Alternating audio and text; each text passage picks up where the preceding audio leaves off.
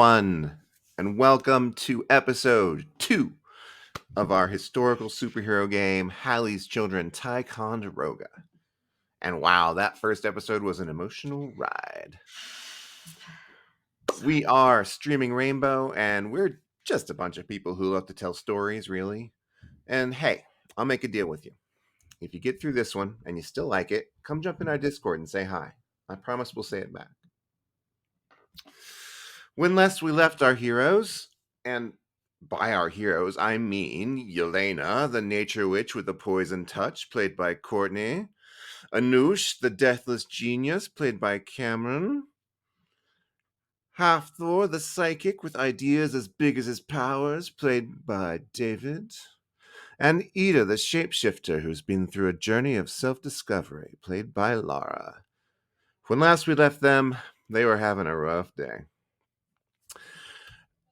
As Robert got his troops settled, the other empowered people began to trickle in, and a group of them gathered at the trading post, but were interrupted by an urgent summons from Robert. An army of men 10,000 strong was reinforcing Ticonderoga. A messenger was sent out from the fort, and our heroes met him, Lieutenant Sebastien Moulin, in Robert's tent, along with, and I have to list them because otherwise I'll forget who's there, Robert, Pagan, Bast, Gilgamesh, Hippolyta, and Horus. But instead of Lieutenant Moulin speaking to you, someone else spoke through him, and they said, "Greetings to you all from the Morrigan. I have claimed this small fortress as my own. I have brought with me 10,000 men. When the star falls, we will have 10,000 new brethren. Your presence here is not needed. Our future is secured. Long may we endure." And that's when Anoush tackled him, which is where we left off. Anoush, you leap upon the possessed messenger. Since you reacted before anyone else, I'm going to give you sort of a surprise round so you act before anyone else can stop you. So tackling someone is a fight roll for sure, resisted by Morrigan's fight. Ah! Okay, great. The skill I got rid of. You're the one who decided to tackle somebody. Oh, no, you're absolutely right. That is average. All right. Okay. The Morrigan got a superb. So you leap to tackle upon this lieutenant and just absolutely casually you are lifted over this man and onto the floor the other side of him. He doesn't even stand up.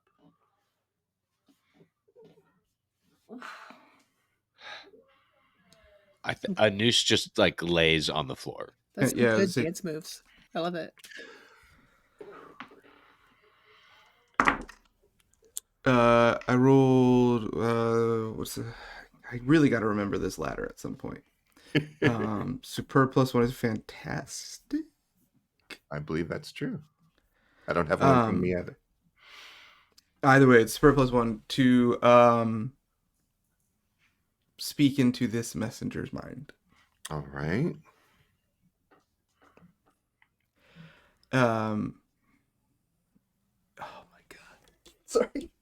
I'm like a little sweaty. It's cold. I put the air conditioner on real low because I knew this would happen, and I'm still like I could feel a little chill. Halfler says, "Well met. It was after meeting your representative Kukulane. It was all those years ago. It would be nice to meet. The Conclave is meeting tonight at midnight. We hope you can attend."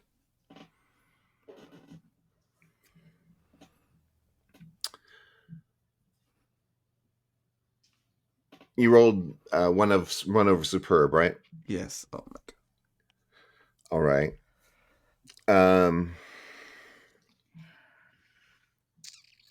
Okay, that is also what the Morrigan got. So, with a tie here, You project into the mind of this lieutenant in front of you, and you deliver your message, and in your own mind, hear, "Thank you for the welcome.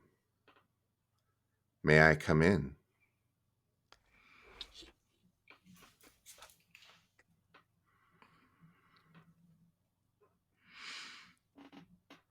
No. Hathor, I think I wanted to try to play this a cooler way, but I think the fear hasn't left. I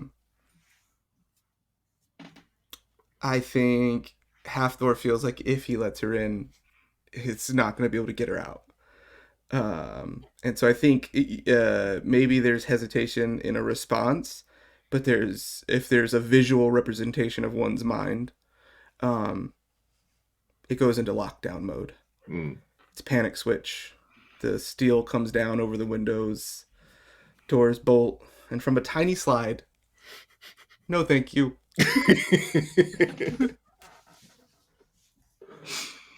A tiny smile appears at the corner of this lieutenant's face.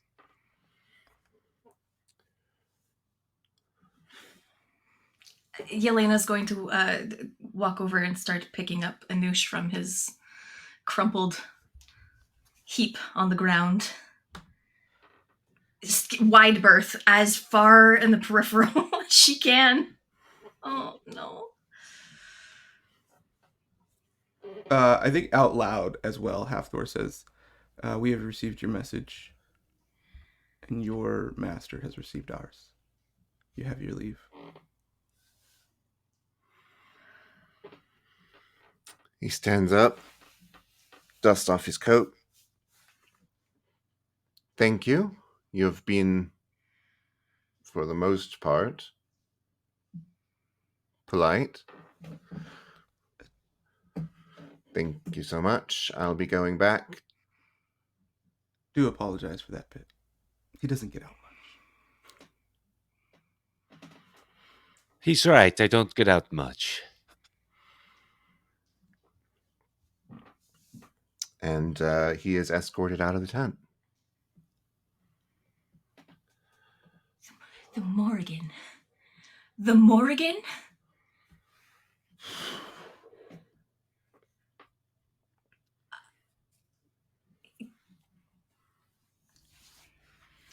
Why? Why is she here now? You know why. She's She has making had a family.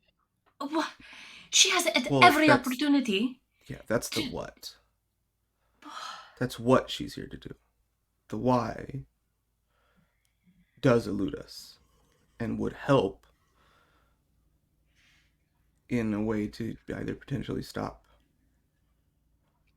or convince otherwise. I think the question why is a layered one, correct? We do not know why she does not want to join us. We know why she is here. She has amassed an army that she is going to wait. No, that's what and she's here feed to do. power to. Yes, Why she wants to do that, though, is more important. to have Why? one. ¿Por qué? Why are you speaking Yes, like I Spanish? said. It is a Pourquoi? layered question. Pourquoi? Right? We can strip away at it, but finding the core of it is more important than stripping away layer by layer. As much as I enjoy listening to you all talk in circles and in semantics, this is not the place. Can we please go somewhere else that is not in the middle of military that could be easily mind controlled? There's nowhere safe. There are places safe. with there are places with less people. Robert. You absolute fucking idiots. Okay. Ida is pissed. Let's leave and get out of here. We can go into one of your many tunnels, but get away from here. I do understand where you are coming from, and I shall follow you to this. But I think going forward, we have to understand that more people means more cover, not more things we have to do.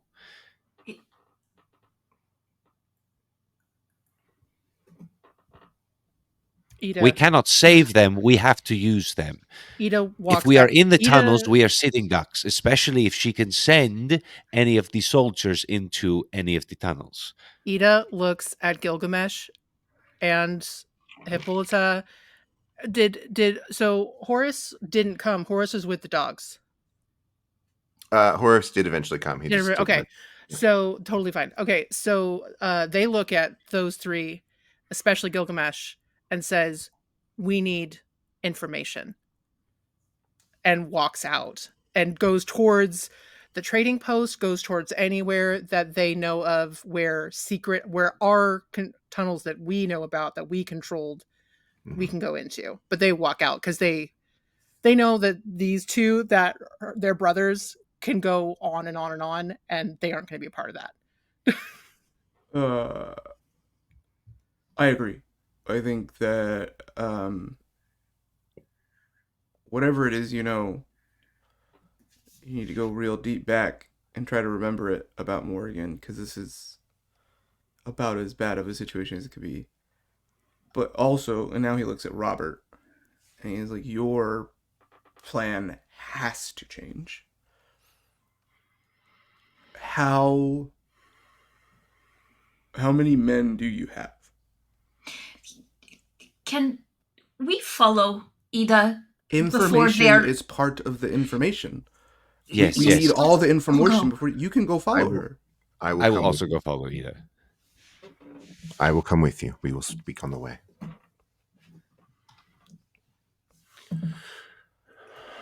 Yes, my position does need to change.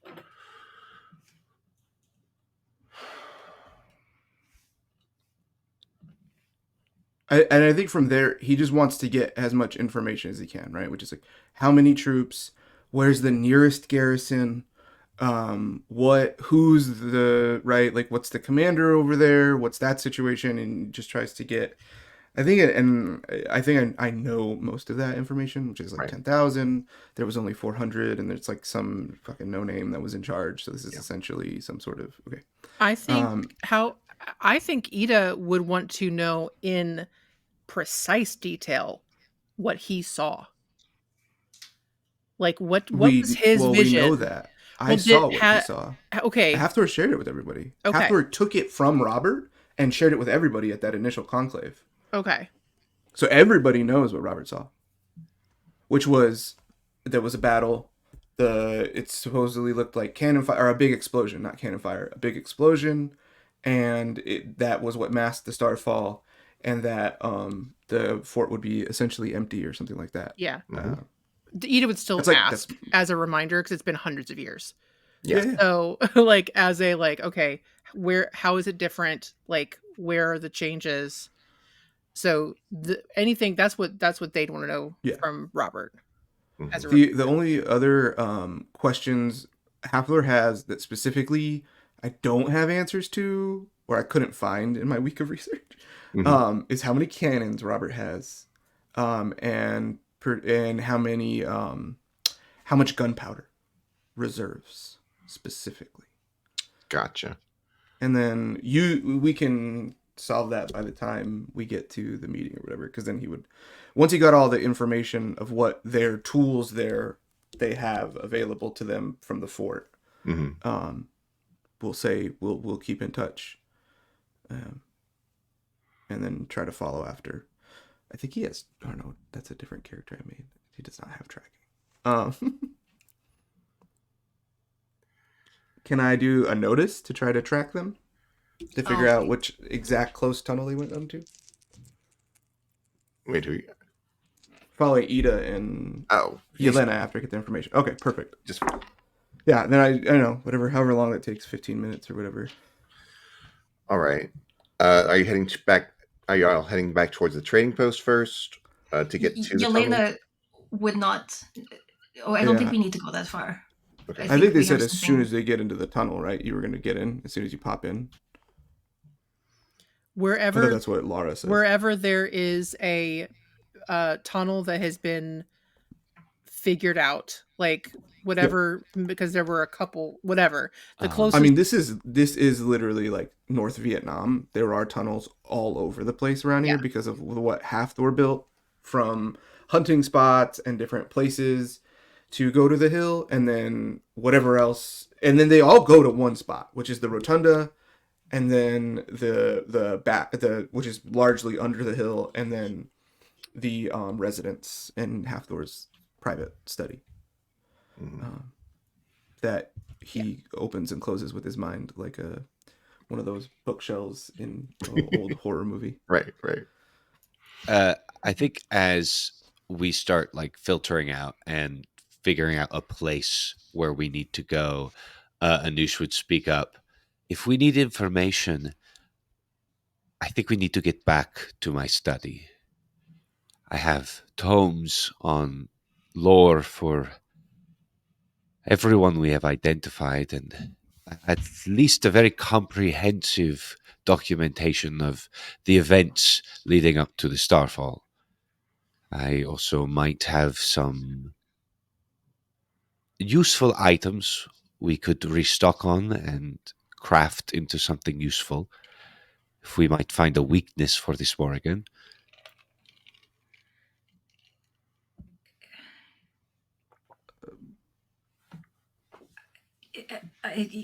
Let's just wait for Halfthor to catch up with us, please. Anything is. It's good to know what our resources are. And It is safe there, too. It will be safe. It would be safe. It would be safe. Yeah, if you guys are ahead and you go there, I don't mind meeting there. So I don't give a shit. Okay.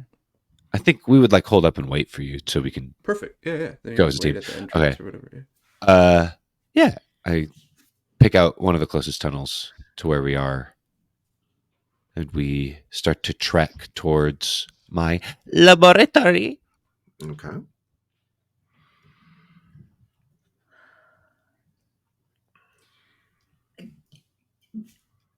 Gilgamesh, what can you tell us about the Morrigan?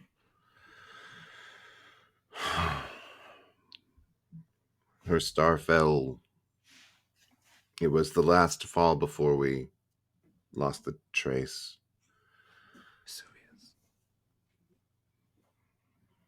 The three of them, they were children.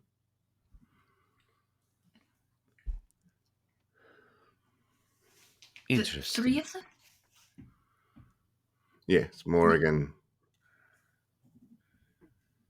was 3. Mother. Oh. Oh. Yes. That's right. Oh my goodness. Yes, that makes sense with some of the histories. Yelena has a symbol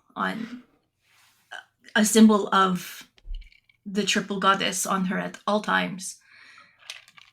And I don't know if she's clutching it out of comfort or fear, but her hand is on it at the moment. Yeah, Halfthor does one of those like arm comfort, trying to say there's another person here. You're this makes for a very interesting reveal.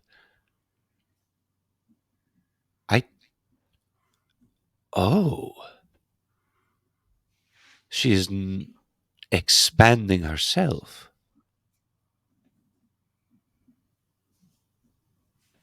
She occupies 3 to begin, correct? Now, she is many more. Yes. And each one of her will accrue a very special ability indeed.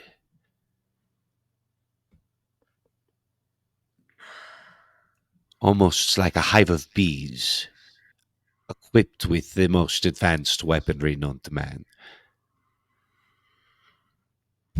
I have never seen her hold an army under her sway before, but she could have the commanders. Well, who is to say what will happen when this star falls? True.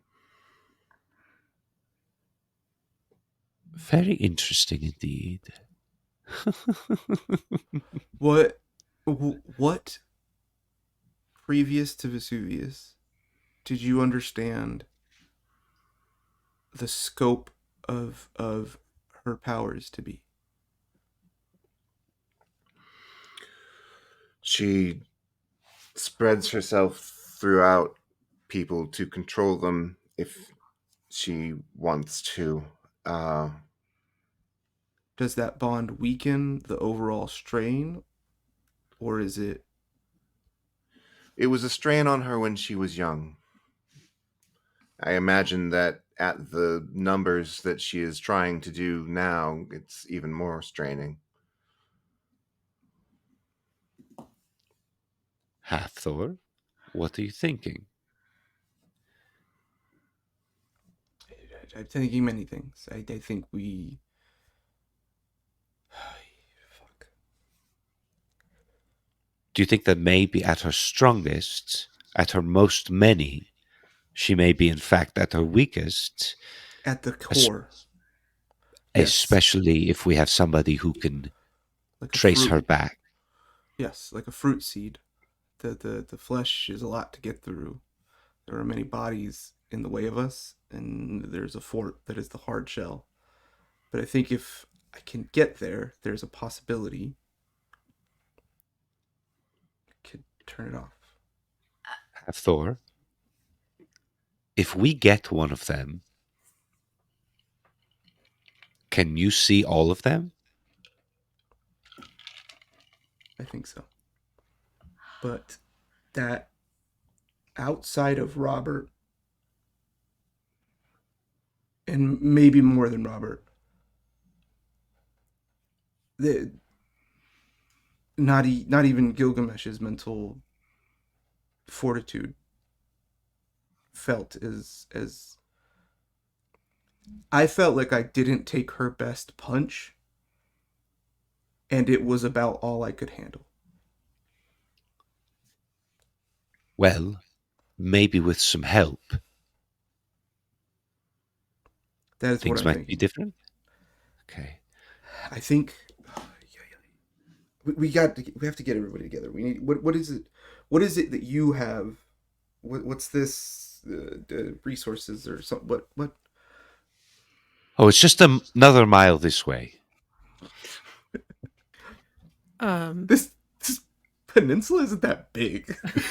Ida feels like a mile in the dark. It's yeah. There's some sidewinding. There's a lot of serpentine. Ida Ups and downs. will look at the elders amongst them.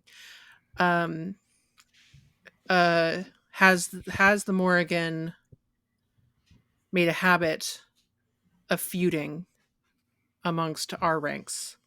Do they fight with us? Have they fought with you? Have they manipulated, as far as anybody knows? Do we know if they've taken over one of our minds? Not our, you know what I mean? I know what you mean. Morrigan has involved herself in affairs of war, but has never made any aggression towards us. Even now, she does not make aggression towards us. She's told us we are not needed. She's allowing us to leave.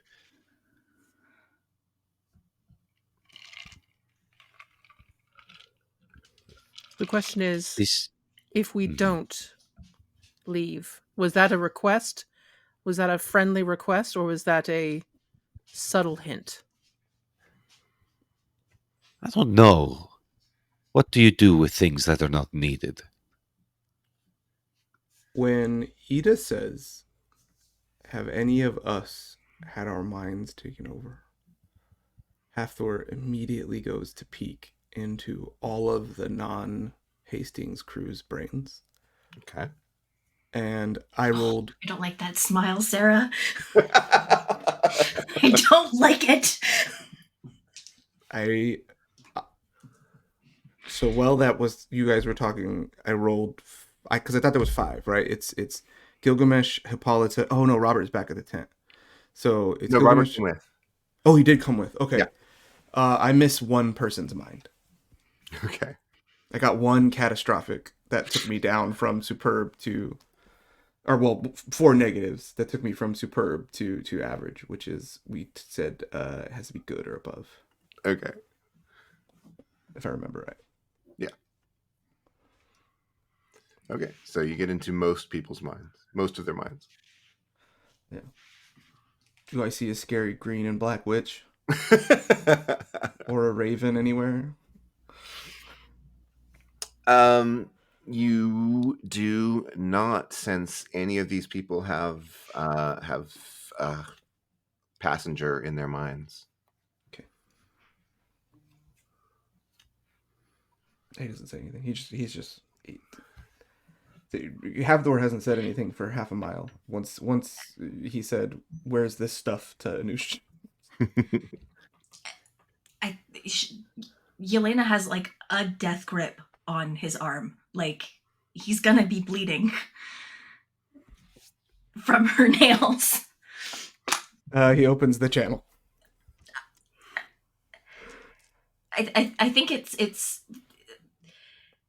a storm. There's no. I was gonna say. I think if you don't mind, it makes sense that Yelena and Hafthor, after these years, when the channels open, it is a lot less direct communication, and it is a lot more feelings and scenes, and whether it be weather or whatever. And I think what you would feel is a vain effort to try to calm. But there's if Yelena is the atmosphere of the storm, if Yelena is the clouds and the thunder and the lightning, Hafthor is the roiling sea. And it is a little under the water now, but it yeah. There's just as much panic. I think you see your panic mirrored, maybe for the first time. That is worse. Yeah. That is worse. Yep. Cool. Hey. Good playing with you, Courtney. Yep. Bass was with us. Yes. Ida looks at Bast very seriously. How is Loki here? You said you saw them. Is Loki actually here? Yes. Where are they? They're one of my cats. That's perfect. A bitch. Looks around. Loki? I'm gonna start kicking cats. Hafthor says that out loud. I'm gonna start kicking cats until one of you stops dying and turns into a Norse god. A ragged little tabby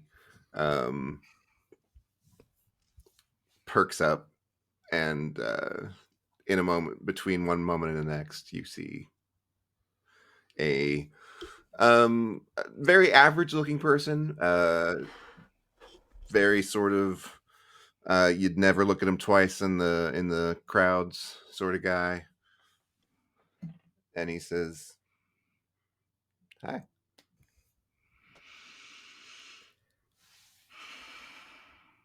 Okay.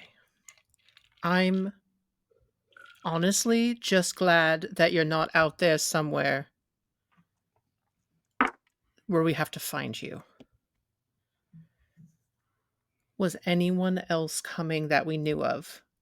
And they're looking at honestly, they're looking they're looking at Halfthor because Halfthor and Yelena have been the trading post. They've been the Right. point, the communication hub.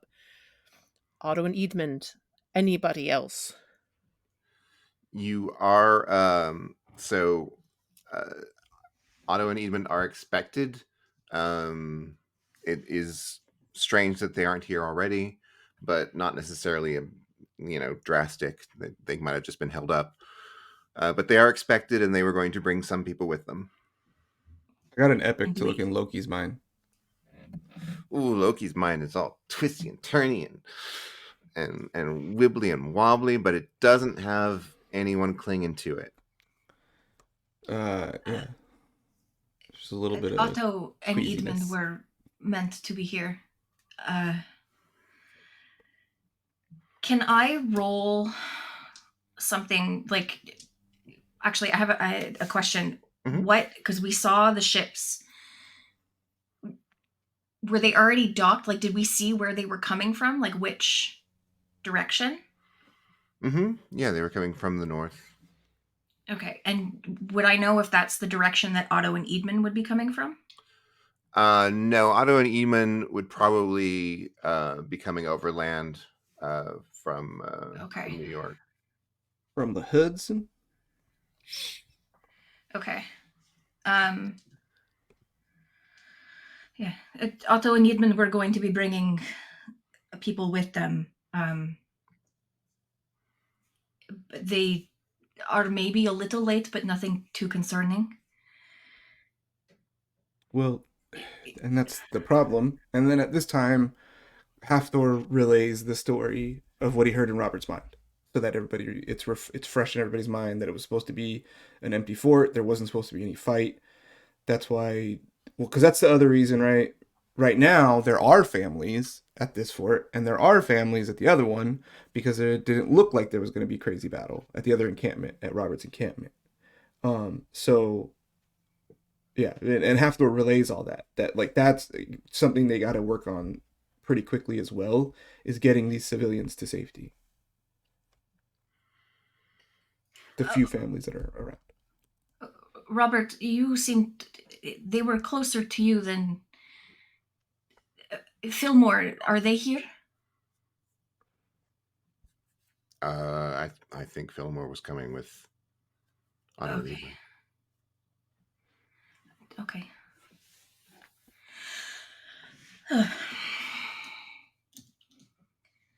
Anoush, how much further to your lab? Oh, it is just up this hill right here. I swear to fucking Christ. Oh, very interesting. I don't know if he's showing up. When they are close to the doors, Havthor slips his hand into Yelena's, and in her mind she sees vines growing up around the fort walls, dying and being lit aflame. Oh. And then we walk in. Immediately, Anoush goes to all of his bookshelves and starts pulling scrolls and tomes, anything that has to do with Morrigan or time periods where, like, she has been mentioned to be seen. Just all the documents. Goes up to Yelena. What herbs or fauna would you possibly need to concoct something that could knock somebody out? Oh, I actually have some of this with me right now. I brought it for you. Oh, fair. Hafthor Do you- rolled a fantastic to on lore to because he did his own research on a lot of this stuff too, Mhm. and then would just like to relay his memories of what he knows about the Morrigan into everybody's brain as well. Just do those downloads. Well, Yelena, if you would like to make more of it, I'm sure you can find whatever you need in the next room. There are dried herbs and poultices and great many things. I am happy to make whatever it is that we need. May I ask you why you want something that can make someone unconscious? It will Uh, be dependent on how I make it. What is your purpose? if we get one of her, we might be able to find her. If they are not conscious, it might make it easier. My only. I'm willing to seek this plan out, but I would also be ready. So, look, I don't think your attack on the guard was taken as true aggression. If we kidnap and then do this, and that's in a declaration of war, immediately invites more aggression against us, and that would be fine. My concern is, what if this is an extremity, much like a lizard's tail, it can drop off? That is why knock them out, cover their heads, and hopefully they do not gain consciousness enough for her to rip away. Sorry.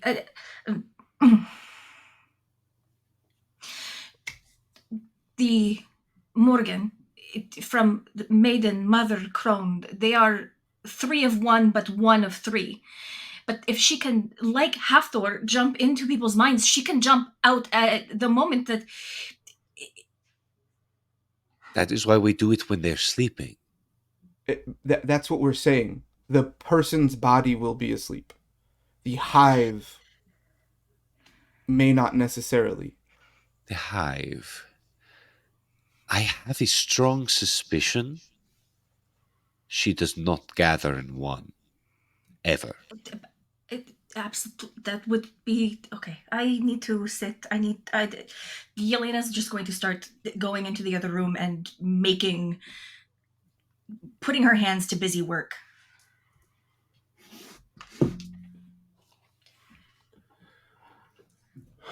I am going to be the first to acknowledge that I am worthless when it comes to this part of planning.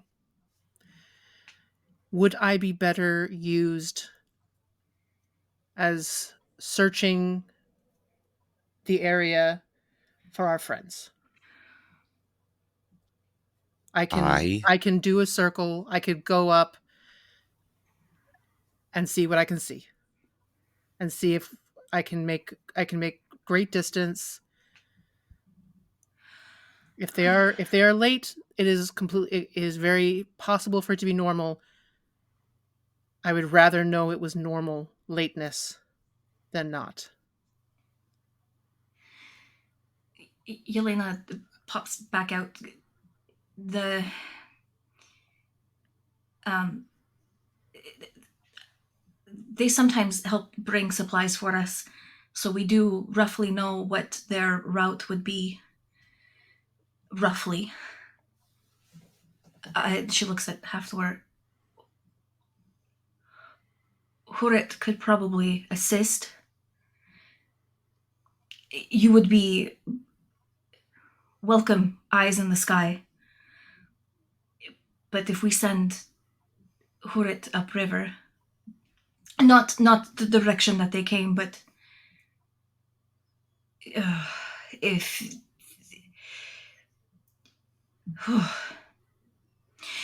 Huret is aware of us. I'm sorry. He is aware of us. We had hoped that he would join us in our family.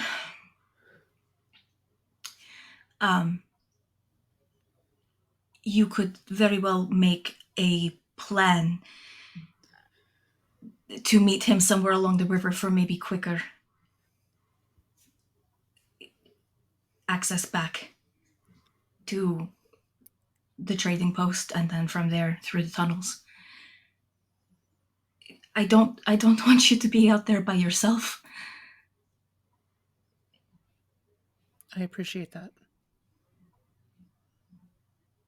I won't just leave if the general consensus is that it is not worth the trouble. But I think knowing our numbers is important. I think if you and Loki go out, I would feel much better with the two of you together. Ida looks at Loki like, you want to do this? All right. And we'll go and find Hurrit first, or where did you send them? Where did you send him? Her, it's at the trading Trading post. post. Yeah. All right, we'll check in with Yeah, you. her also is a capable sailor. They have learned. They've been half doors right. So with them, between them and what Ida's learned, you guys would probably take a small vessel. It's fast. Would they have taken? So Sarah, you said that they were coming by land, though. So Yeah. they would have obviously docked at the coast and then come in. But would they have taken rivers? I mean, traveling by river. They probably would have ported somewhat, yeah. But Are they coming fully across land, or are they like taking the riverways? Would they be coming by boat or by path? they'll be on horseback. Okay. Oh, Awesome. okay. Yes. So I thought they were coming up the river. That's I wanted to confirm. That's Sarah had said they were coming by land. So perfect. We will check in with Hurrit on the way, and make a plan, and Loki and I will return. Would I be able to give a at a later date help action with giving out the route that we suspect they are taking? Yeah. Awesome. Thank you. Okay. No problem. It's given. When I would you don't need her with you then, right? He could just give you the route. Then he would relay. Then Hafer would also relay to Ida to tell her to get everybody ready to evacuate, and that I will meet them tonight. Yeah, that's the big thing. That Ida is like, yeah, I'm happy to work with Hurrit, but at this point, we got to get the babies safe. Like, yes, Ida goes into full protection mode on the innocent people. So 100%, and Hafer's right there with you on that. Yeah. So Ida, I think that Ida has, while not been a part of the burrowing and the building of the tunnels, has been made aware of most of them. So they lead. They go with Loki. They lead Loki. Okay. Even better. That's about like 2 above a legendary. You have the full routes put into your brain, right? Immediate migraine. Immediate migraine. Yeah. You throw up a little bit. I hate when he does that. I head out with Loki to the trading post to do that. All right, Bast comes as well. And when you arrive back at the trading post, there's a group of people there posting their horses. Oh, thank God. And Bast is the first one to recognize anyone. She suddenly shouts, "Lofstan!" in everyone's mind and runs for the group as fast as her tiny little legs will carry her. And indeed, Lofstan is there giving the horses a brush down. There are several cats winding around his legs already. Every once in a while, he leans down and gives one of them a treat from his pockets. Lofstan can speak to all animals, and all animals love him. Bast is no exception. The tiny black cat leaps upon him when she reaches him, using her tiny claws to climb her way up his shirt and settle onto his shoulder. This elicits a laugh from Hild, who stands next to him. "Hello, Bast," she says, with a voice like honey. And Ida, there's no request there, no desire expressed to fuel her power with, but still the sound of her voice carries with it the tiniest push. "Wouldn't it be nice," it says, "if you made this woman happy?" In many ways, Hild's power is the most frightening amongst you. But in the centuries you've known her, you've never witnessed her abusing it. She's always really careful with her speech. Standing near Hild is Philomore, a look of casual confidence in his face and body language. On the other side of him, unloading the supplies, is Edmund. On the ground near them is Mirwine, trying with no success to coax a cat away from Lefstan. And walking towards you with his arms spread is Otto, and he says, I must apologize. We got held up at the port, some trivial matter of import taxes. Judging by the look on your face, things are not going well. Interesting. It's been an interesting day. Hafthor would have said he was going to his study, like to essentially wait by the rotunda until everybody came Great. to me. So Because he wasn't going to stay in this musty ass fucking lab that probably smells like Anusha's asshole. He doesn't get any ventilation and no sunlight. Thing stinks. This is the piss shack. Shout out to Lantern Stop Cove. shout out Stop to it. Lantern Cove. Absolutely stop it. We were missing it, but we weren't really. Ida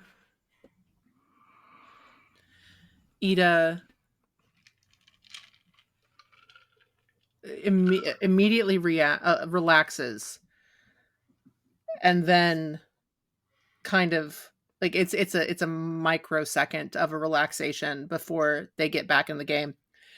And they don't say anything really. Plans have changed. We're very glad you're here, but if you'll just stay a moment, we can all go back together. We were actually on our way to go find you, hoping that there was something mundane in your lateness. So I'm glad to hear that it was nothing more than bureaucracy. If you'll give me one moment. Ida, still as Mohegan, as Matthew, as this native person, goes into the trading post in search of Hurit, who they know. They've had some interactions with this person. Hurit, I need a moment of your time. You find her leaning against the back wall behind the counter of the trading post. He says, "Sure. You want to go somewhere private?" Please. He opens the back door to a small office. Leads you back in there. Once we're alone back there, doors closed, I have a message from your employer and Yelena. Prepare yourselves, gather everything you can, prepare to evacuate. Everybody. Everybody? Everybody that you can.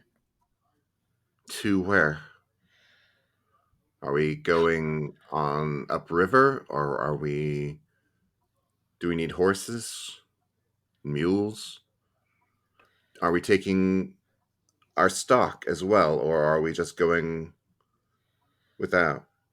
I think if you can find a way to make it look as natural and normal as possible. So take some stock, take the river. The situation has changed.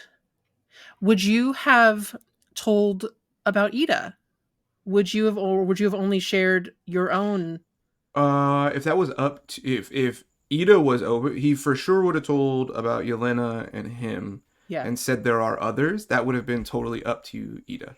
If Ida, because they interact sparingly, it would have been he wouldn't like Hafthor wouldn't have told without Ida's approval. Got it. Put it that way. Okay. I think for safety reasons, they probably haven't. Like they try to say, hey, like let's keep. That makes sense. So they there's been a change in the situation, and they their eyes, which are already kind of that wolfy gold, go falcon. Like they change, their eyes just flash into these like falcony, like these bird of prey eyes before it goes back to normal. Things are evolving and moving fast would be, and they start sounding totally different. Like they don't sound like Mohegan, they sound British. They sound English, which is weird coming from this body. Yeah. So yeah, just like things are evolving. It is prepare to be safe. Prepare to be safe. All right. I'll get things started. Is there anyone or anything that I need to take into account that I don't already know about? There are 10,000 troops, French troops, coming. French troops? Yes. Like I said, things have evolved. Whew. I know that There's people Jean-Michel, in the fort. We have to get them out. if there's a way to get those people out, get them out. Like I said, make this look as normal as possible. Try your best to make it look like this is all supposed to happen this way. Yes. All right. I won't draw anyone's attention. I'm sure Jean-Michel, whatever his name is, whatever names he goes by for you, Jean-Michel, he will be in touch. You know he can be. I understand what you're saying.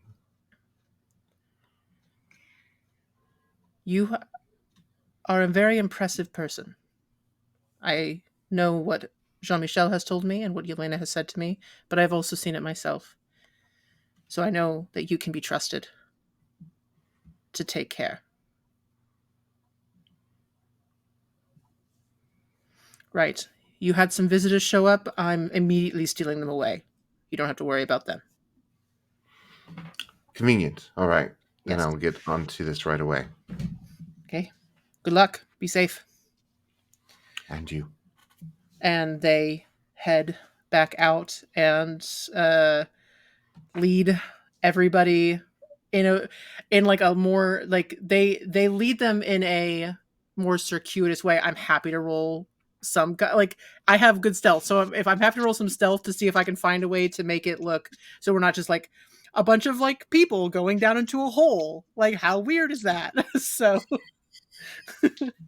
what if you need me to roll I can do that, but I'm gonna try to sneak I in. have been assuming that the tunnels are They're like cut away into like a cave. Yeah. There's one that's like at the bottom of a tree's roots. Yeah, there's like all kinds of... I lead people in a way that is not very obvious, and lead them back towards, at this point, honestly, I probably lead them toward the rotunda.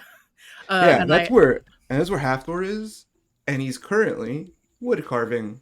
Before, there was only one solitary unit at Fort Ticonderoga, and currently you see floating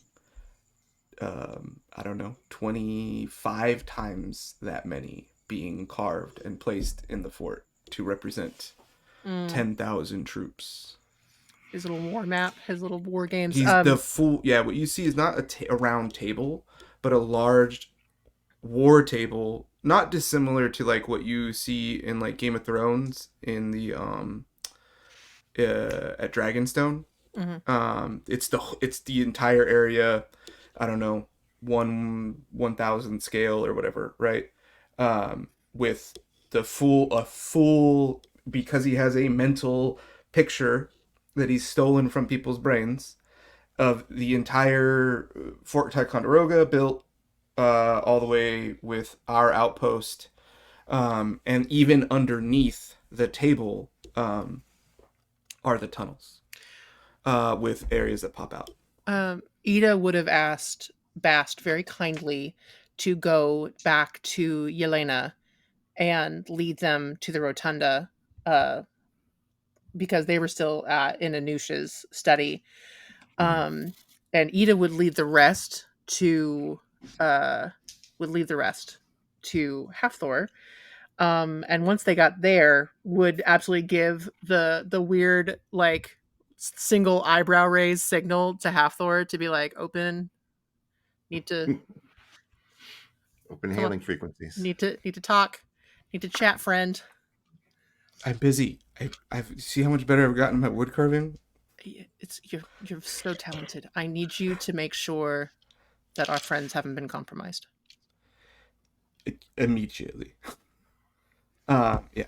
How many did you say there are? Let's hope for not very many double negatives, y'all. 1, 2, Okay. 3, 4, 5, 6. That's even. That's 2 successes. Oops. Oh, we got a risky one. Let's hope this is a positive. Nope. That's 1 failure. 2 successes, 1 failure. That's another success. That's another success. So that's 4 and 1 failure. That's another failure. 4 and 2 out of the Okay. 6. So, all right. So you get into some of their minds. And once again, you find no little riders. No. All the mines that I do get into, I immediately give the entire scene of the ships coming in, the Morrigan's message, all that. There are some gasps and looks of trepidation as they take that in. Who has last seen Cuchulainn?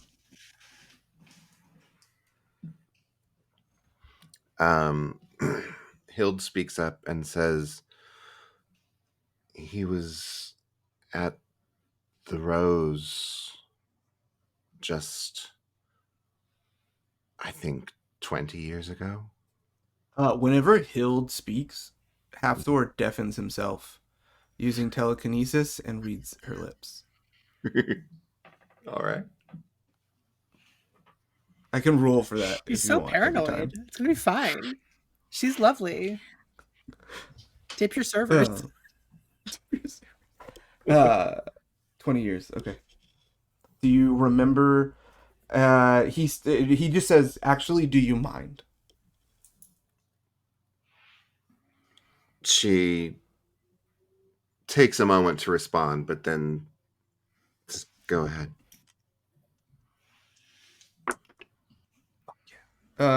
2 above. So I think that's a legendary. No, not legendary. Legendary is the top. The second at the top. Epic. Epic. Epic. All right, you dive into her mind, and it's not hard to find the memory because she's focusing on it at the moment. And you see Cuchulainn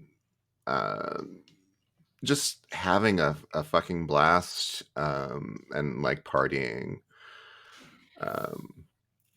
at the Iron Rose. And there's no, sinister.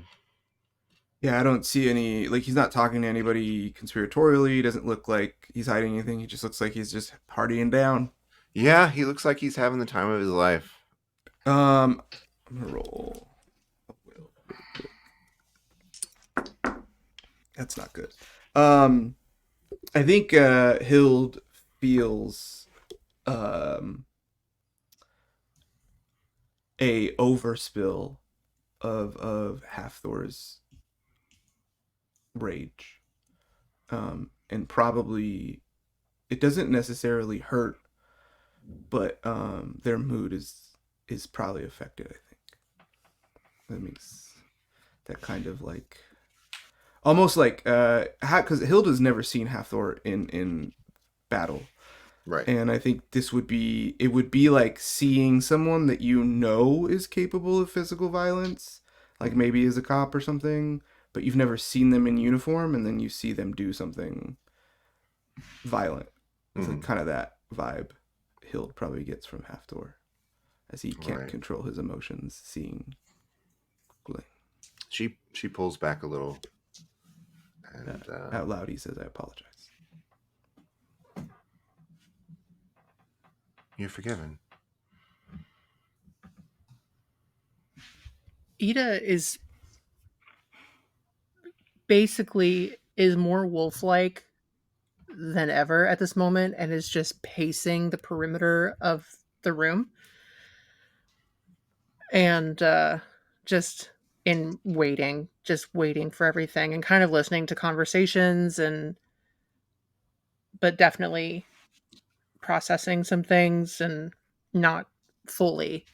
Like they have definitely removed themselves as much as they can at this point because there are things they want to talk about, but it's also like, what's the point in talking when we're just going to talk about it all over again when everyone else is here? So it's just a lot of impatience and anger. Can we take a above the table tea real quick? Yeah. I think it makes sense. This makes the puzzle a little harder for us, but I also think it makes sense that there would be 0 tunnels underneath the actual Ticonderoga, only approaching the outside because of its proximity to the water would make the sediment very poor. And I think that's why specifically the hill that our outpost is built into is the closest you could get. Can we have that be? I just want to make sure we're on the same page with those, because unless you want us to have tunnels underneath at least the outside of the fort or something. Yeah, so actually, Ticonderoga was built where in sort of an awkward place, specifically because they had to like move away from the Yeah. lake and towards the hills to get good rock underneath it to build. So it has the structure. It has the ground has the integrity. Yeah. Well, then how close could we potentially have either an entrance or a tunnel? There is a tunnel that was described in the very first episode of that leads to Anusha's laboratory. Yeah. Yeah. Yeah. I just meant more like it's not all underneath, like scrambly through underneath. Like we can't just pop up like in the commander's tent. Right. There's probably 1 or 2. Yeah. Okay. Yeah. That makes sense. And that's what I figured, more on like the outskirts or like in specific areas. Because the other thing you wouldn't want is a bunch, because then they're just going to be found. Yeah. And then, yeah. Okay. All right. And we're back. Yeah, I think in addition to Ida's pacing, Hafthor has just fully like shut into himself. And you just see one by one these troops being stacked up. You see boats being made and put by the harbor, and they're just absorbed in a puzzle.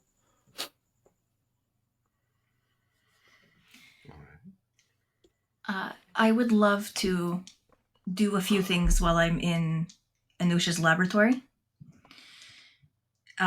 Number 1, I would like to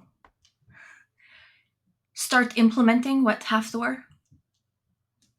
the image that Hafthor put in her mind, and have ivy starting to grow on the outside of the walls. Okay. As far around as I can make it happen. But I want it to be not the healthiest. It should be dry. So if I can grow it and start to let it die a little bit so it is quick to burn. All right. Go ahead and give me a lore roll for that to see how far we can stretch it around. Lore and not empathy? Oh, right. Yeah, empathy. I forgot which skill it was. Sorry. Okay, that's 2. That's okay, 4. Right. Legendary. Okay. So you are able to legendary. Yeah. So you're able to reach out to the fort through the ground, through the network of roots and mycelium and all this wonderful things underneath the ground that are your pathways, and communicate with the plants there, and you cause ivy to grow up, climbing, creeping up the walls all around the fort. If I can, I would like it to be a slow, subtle progression. Mm-hmm. So you look one moment, it's not. Right. You wouldn't immediately notice it happening. Yeah. Understood. And then, because I am working on some alchemy, I would like to try and make like the liquid form of whatever it is that I would be able to make someone unconscious with. And then I think she has a thought that she might want to try and make something that could be combined with or shot out of a musket in place of a musket ball. She wants to grind some talcum powder, something that is light that she can mix with the herbs that it should hopefully disperse with the wind and be inhaled by a large group of individuals. I don't think this is anything she has made before. Certainly not, but I think she would like to try, and we'll ask Anush for his help as well in the making of it. Yes, you will definitely show you all the where everything is, get all the ingredients sorted out and settled for you. Gives you a scale. Thank you.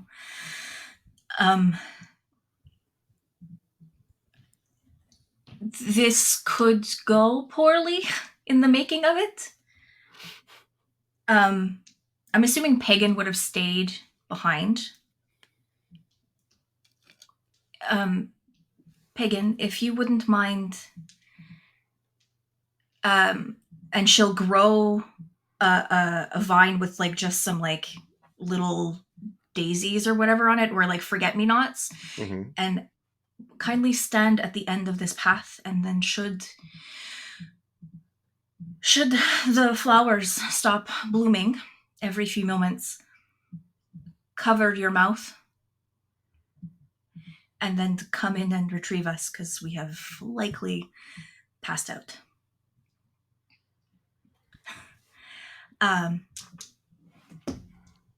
All right. What would you like me to roll for making a sleepy smoke bomb? So that's lore, and I think you're going to have a superb difficulty on that. Okay. Just And before can I get that, the help? Anush is gonna make like activate his power, like feel the blood moving in his body. Take a second and like start to reduce like the size of or increase like the size of his lungs. His blood is like pulling at the edges of it.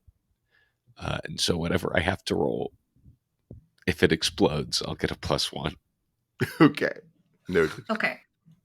Do I want to use a lore a fate point here? Nah. Yeah, I got do it. great in No, lore. You get it back. Come on, use a fate point. We haven't met the Morrigan yet. We probably won't meet them this thing. Doesn't matter. We get them back next session.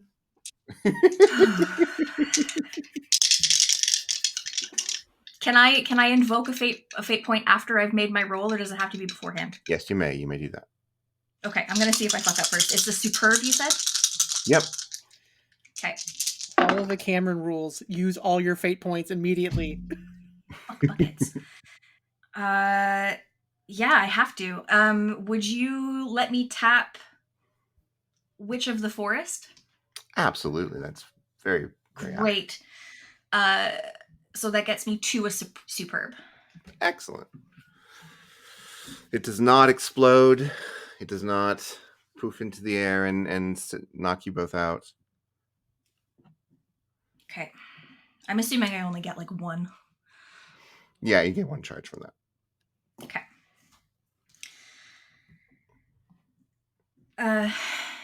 Well, this is something. Thank you for helping. maybe we should head out. Yes, just give me 1 second. I was in the middle of doing some research. Is there anything Anoush knows about the Morrigan that could suggest that she has a weakness? Suggest that she has like been hurt by somebody before and has some sort of vendetta, uh, or has like somebody or like people or things that like they care for deeply. Give me a lore roll for that. Okay, I think I'm also taking a minute, uh, moving all the blood up to my brain. Poof, poof, poof, poof, poof, poof. Okay, that is a legendary success. Legendary. All right. Well.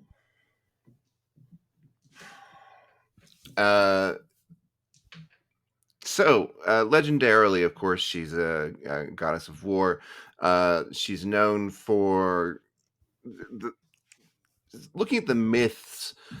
You would think that her weakness is pretty much like a mental weakness, an emotional weakness, where she's just too easy to goad. But looking at the things you've heard in the past, just like in passing at Eternatus or at the Iron Rose or somewhere, stuff that is filtered down to you through the empowered people of the world. You've learned that she went through something with losing someone early on and has been sort of cold and resentful ever since. And her rage is directed towards humanity. Yes, I can see that. Did anybody know who this loss was? Who was this? Who was talking about it? Anush is writing all of this down, like has these questions, but everything is very much starting to puzzle piece together. The layers of the why she is doing this are starting to peel back. He's going to take this little note, like fold it up. Yelena, you made the some sort of poison, correct? Uh, the smoke bomb that we're just talking about. The liquid. I saw Oh, you distilling. these are just pretty standard tonics. They would need to be ingested. Oh, I have another idea. Anush is going to go out and get a couple syringes, Oh, jeez. Yeah. and like fill up like 3 of them, and like put them away in a bag. Okay. I am ready whenever Are- you are. Yeah. Let's go. All right. Everyone meeting up at the rotunda? Yes. Marvelous. Okay. What is in the rotunda? Is there furniture there, or is it just the big room with all the passageways? You are muted. It's a huge room, maybe like 200 feet or so around to fit all these passageways in a way that makes sense.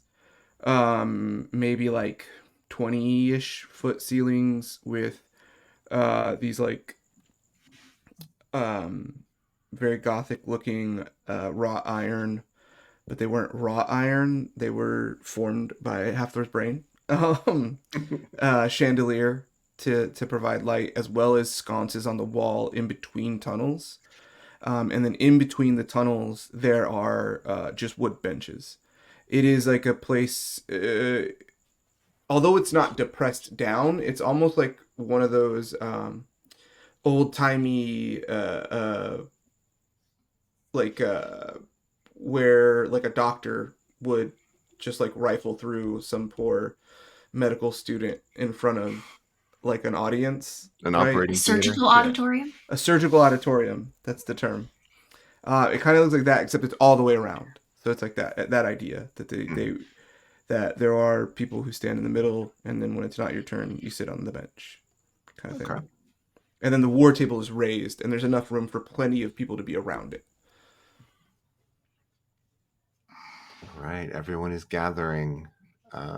This looks like everyone who's going to be here is here. Is there anyone of note who has been active that is not here? Like, I get that there's the list of probably deads, and there's Right. certain people who have kind of not really, like Fillmore was one of them, wasn't he? Oh, Fillmore Fillmore's did. here. Fillmore's here. I mean, Veermond isn't going to be here.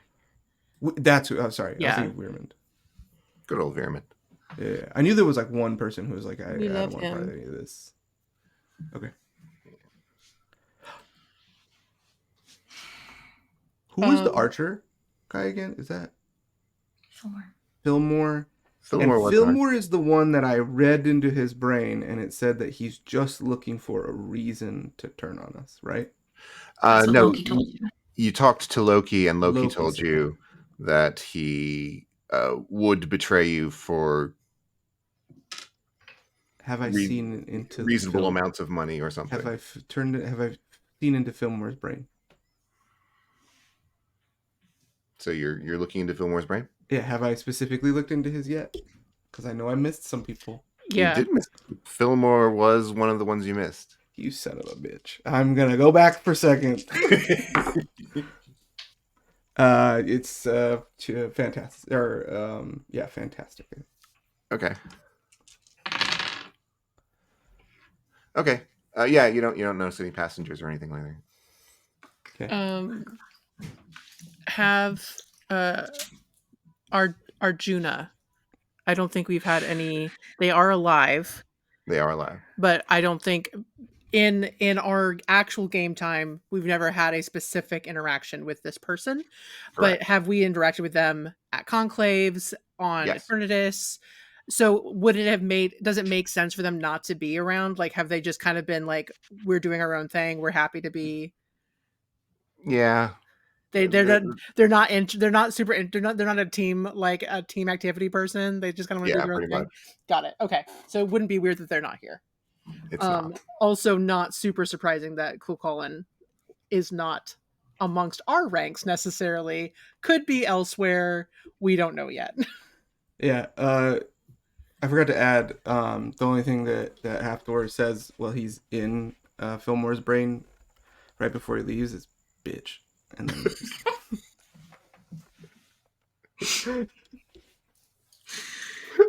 Goodness. Some feuds never die. I think if we've all made our way back at this point, Yelena will give Hafthor the look.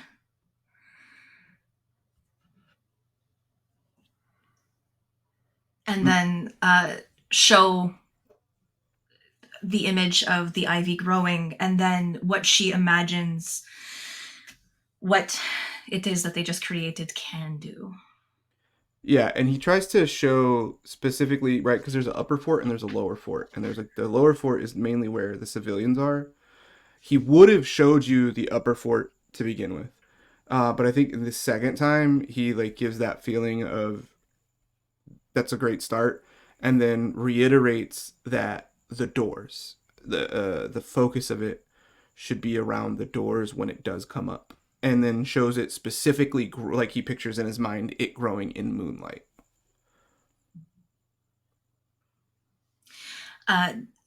Yelena is going to make her way around the room and just, say hello to everybody who she's very happy to see safe and sound. Many hugs exchanged.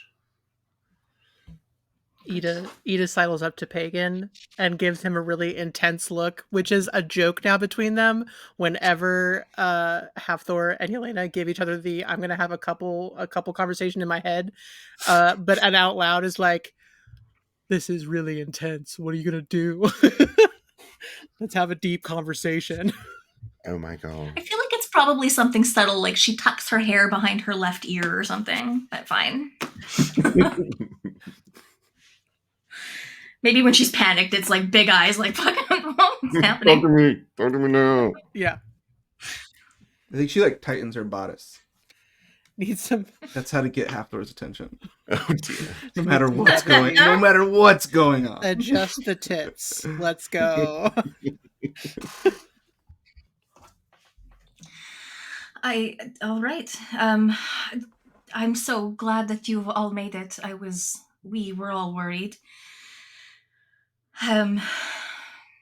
Was the journey, I don't know, comfortable? I'm making small talk and it's useless. Right. I think we are all up to speed as much as we can be. The only opinion I have that I feel the need is important to share. Whatever the Morrigan wishes is their prerogative.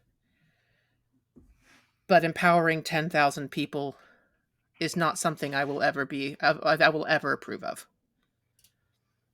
No. So, my goal, whether anyone else is on board with it or not, and truly no judgment or anything if you agree with her. There's something to be said. I understand the need to have more of our kind. I understand that wish to some degree.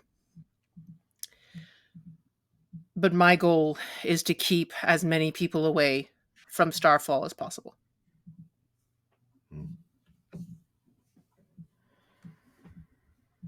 And then Ida steps back and leaves the floor open to whoever else is going to start. Gilgamesh stands up and says, "It barely needs to be said, but we cannot allow what the Morrigan wishes to take place. We could not, just, if nothing else, we could not care for them. There are bare 20 of us. 10,000. They would have no one to guide them.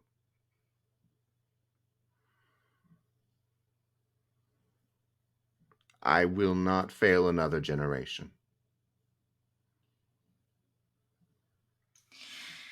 And he sits. I think it's Anoush is going to get up and head down to the middle. He has his head hanging down, and he just lifts up his right pointer finger into the air, looking at the ground. Now, it stands to reason, he lifts up his head, that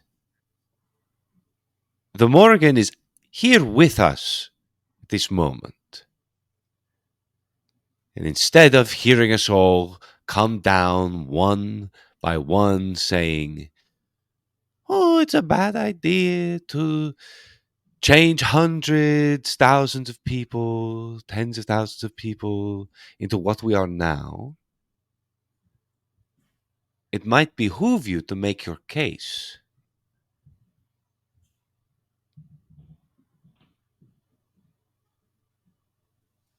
Because I'm pretty sure Okay. you have some wise words to say. They're not wrong?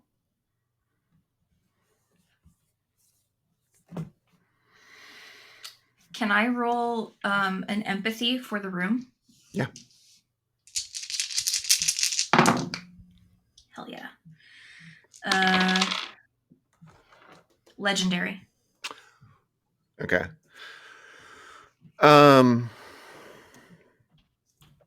There's a great deal of trepidation and expectation going on in the room.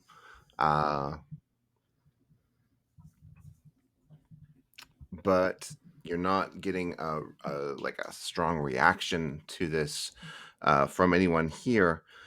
But walking in from one of the tunnels comes Lieutenant Sebastian Moulin. Ah, a welcome face indeed. Question for the GM. Yeah. Could elasticity be used to disguise someone? Yes. Son of a fucking. I could. Oh man. Okay. Okay. All right. So he walks in and says, "May I?" and gestures at the center. As a member of the Conclave, you are more than welcome to speak.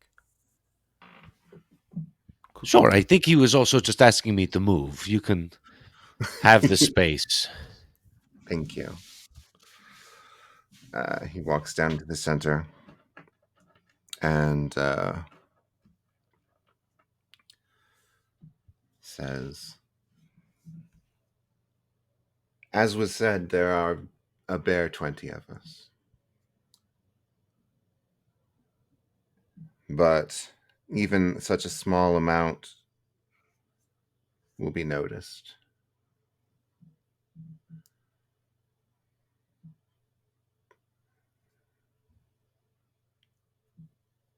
We have to expand. If we don't, we'll be exterminated. Why? Because humanity fears us. And they should." I can understand them fearing some of us. Some of us give them reason to fear. And they like make dead eye contact with Anoush. Mm. Now, Anoush steals himself, and I'm going to like get ready and take a +1 to something I'm about to do. Okay.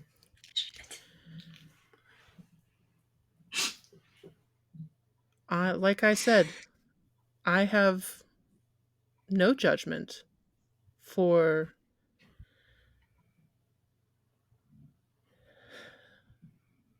decisions made out of fear. But that's what this is. For some of these, an unfounded fear. I have not heard anything from anyone that has convinced me otherwise. I am very sorry, but I don't believe the Morrigan is going to be able to convince me with ghost stories and things that go bump in the night.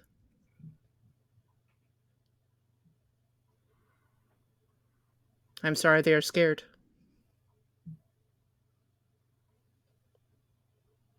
And they say this. Ida is not speaking from a place of aggression and provocation. They're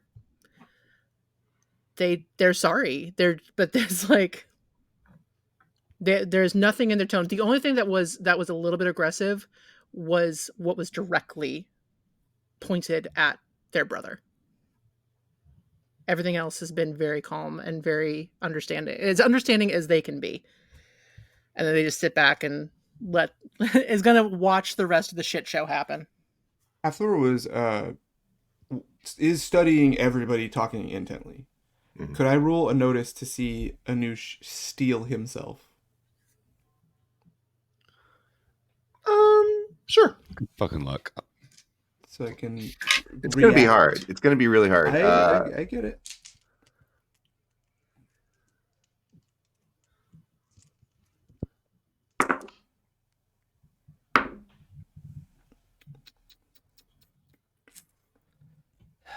I have 1 fate point.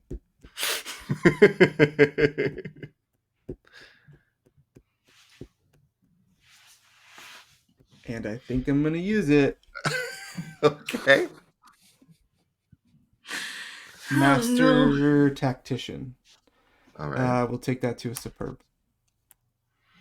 Superb is what you needed.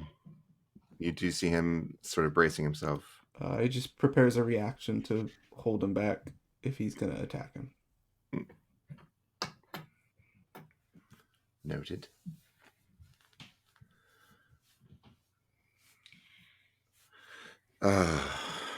I see that you are doubtful of my claim, and I accept and understand that.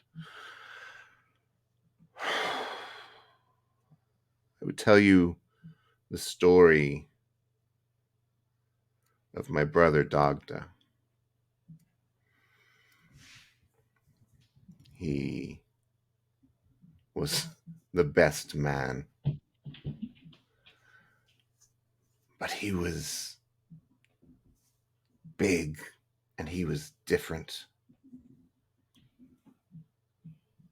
And he got absolutely torn apart because they were afraid of him.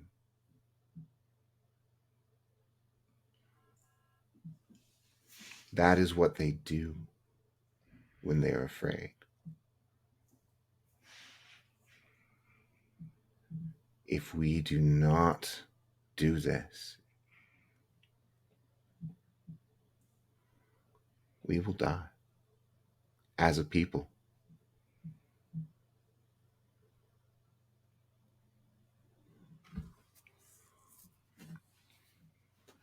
How do you feel about being alone, Morrigan?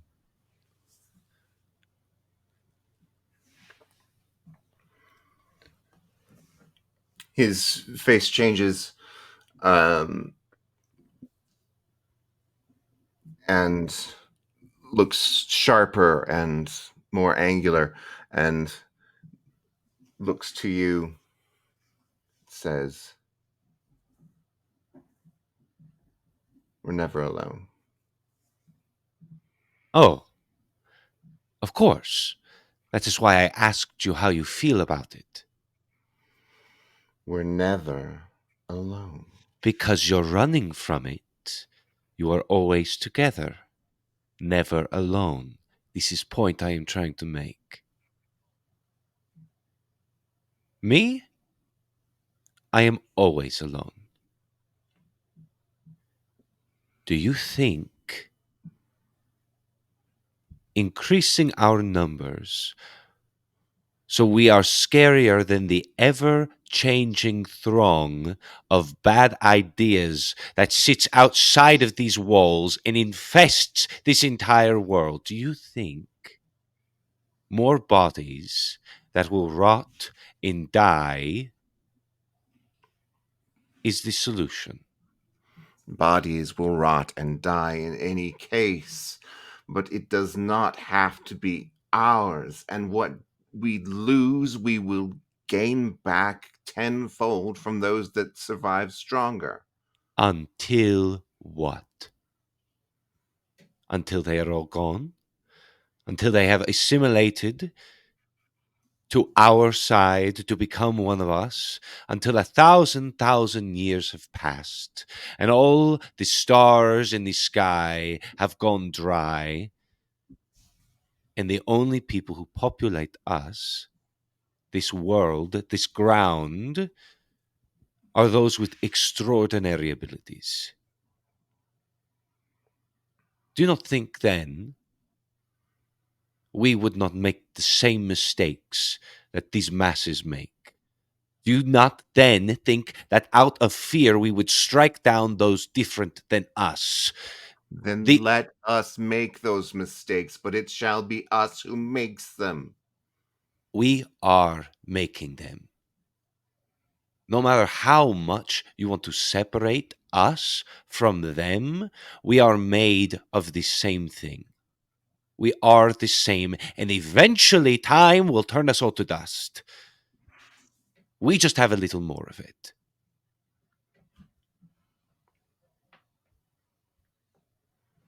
I'm sorry you've been hurt. I'm sorry that you surround yourself in the blanket of other brains, of other conscious, so you'll never feel alone again. But you cannot come in here and say this is the only way.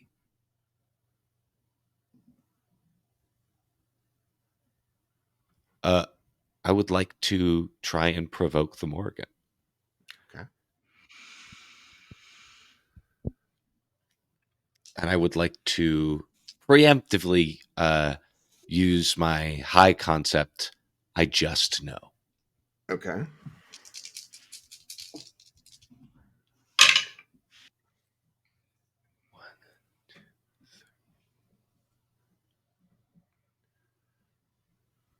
That is a legendary success. Legendary. All right. Tell me what emotion you're trying to inspire. I would like to bubble up inside the Morrigan doubt.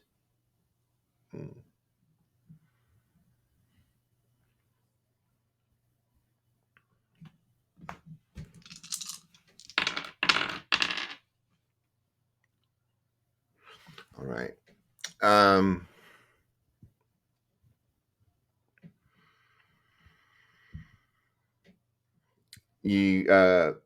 The face of this man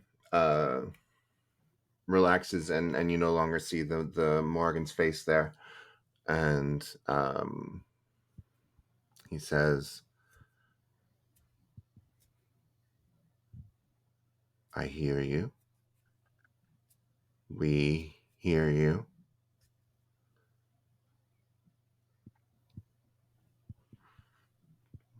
We do not feel that we can leave this to chance."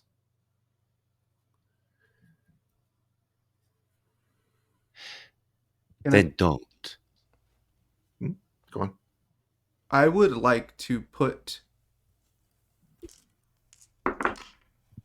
into the Morrigan's mind, or Cuchulain's, the image of 500 million of anything.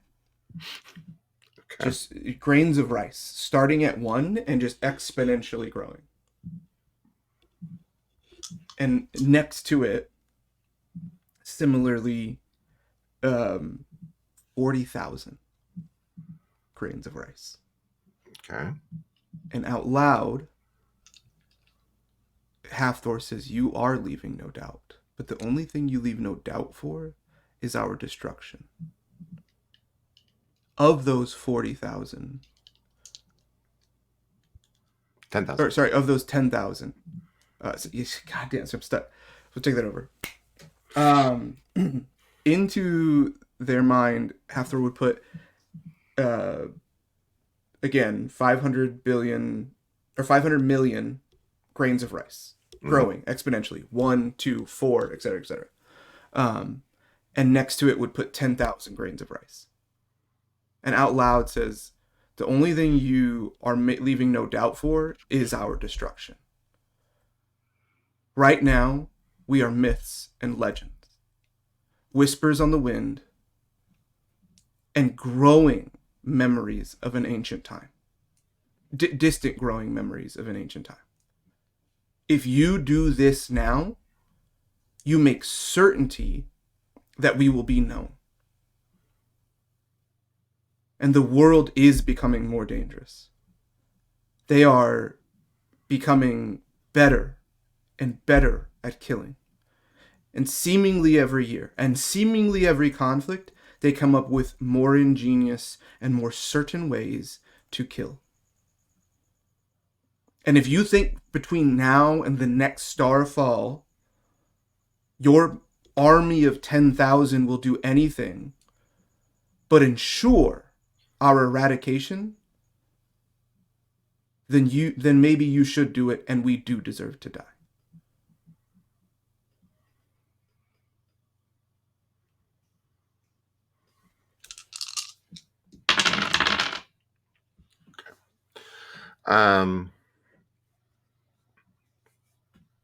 What did you roll to get into their mind?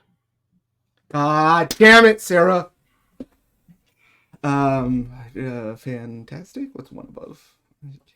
Now I'm nervous. I know this and I don't. And I'm just. Okay. One above. Is it fantastic? For one above superb is fantastic. Okay. Yeah. Oh God. Yeah. You shoulda. So you place this image into the mind before you, and you see it sort of as you're doing this. You see an image of these two minds, one within the other, and then you feel it. You feel that feeling of one mind within another. And you have a voice in your head that says, I could take you so easily. But here we are. I will not intrude upon you if you do not intrude upon me. I have stayed on my side of the fence. I merely place the image in your vessel. If he would like to be anything more than a puppet, he can identify himself. Mm.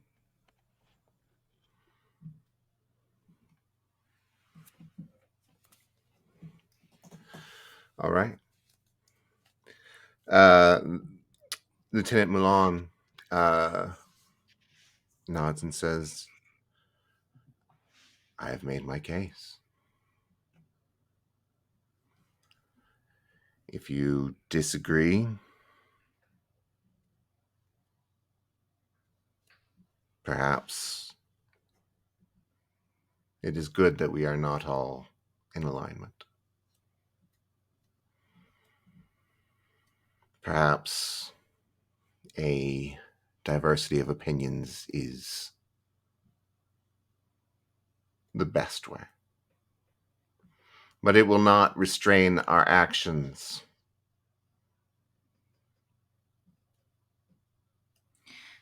What actions? What do you intend to do? Other than making so many present for something. What do you intend to do?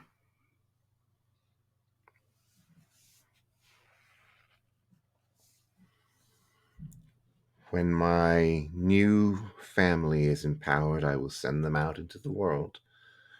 I'll give them as much learning as I can,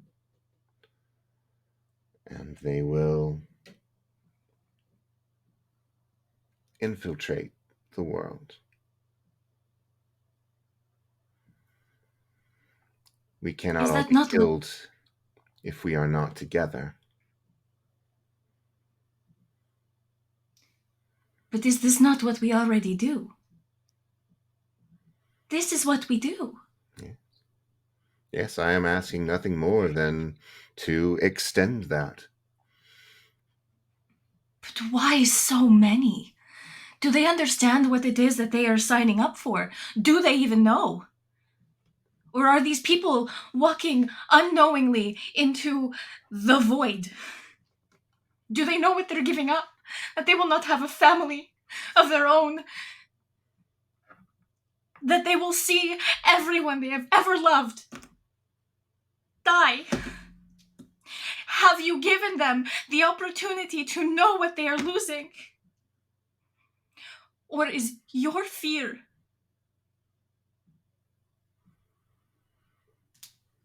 more important than theirs?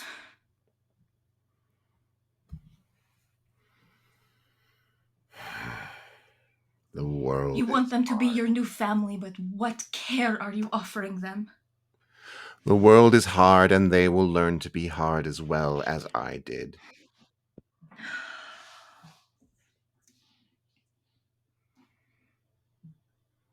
It is that very difficulty which shall propel them into success.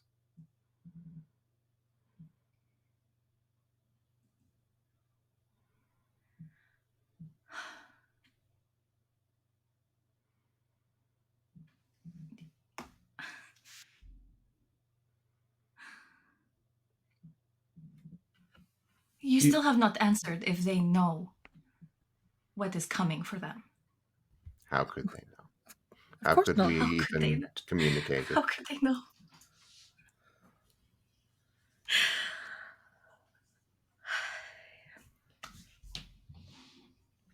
Is this the first time you're doing this? But not the last. Oh no, I didn't think so. If this succeeds, it will go on. What are you not telling us? What you don't need to know. And he steps backwards. Where away can I from- meet you if I change my mind? Where can you meet me? Just call out. We'll find you. You say 3 times, I say your name, you will appear. Hmm. That would help, actually. Well, I've been known to tug at the strings of fate time to time.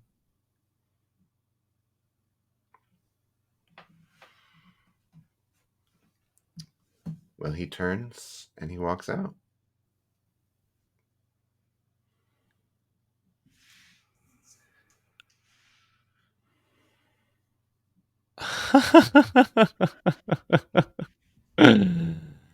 City games. City games. Well, we have preparations to do.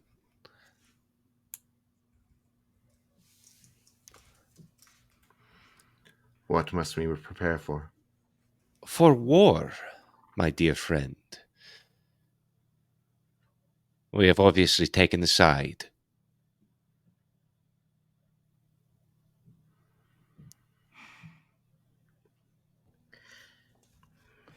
Is there anyone here that would agree with the Morrigan? No judgment on my part. I understand where this is coming from. But we all agreed to be honest with each other, yes? At these conclaves?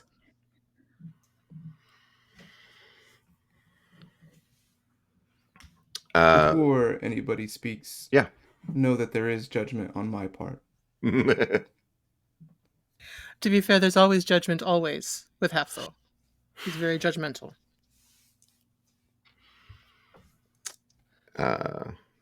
Phillimore stands up. He says, I mean,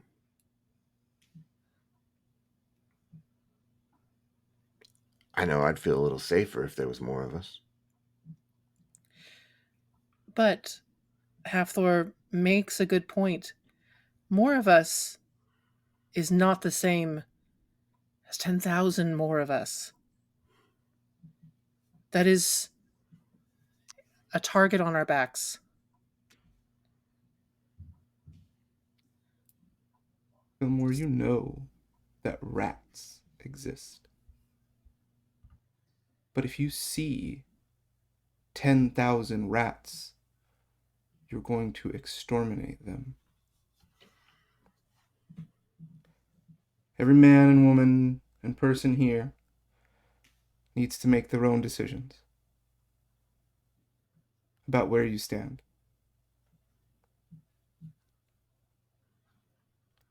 I would see anybody on the morrow at sunrise to begin to make preparations. I cannot speak for the Conclave, but only for myself. If I do not see you tomorrow at sunrise, I will find you when this is over. And Halfthor walks away.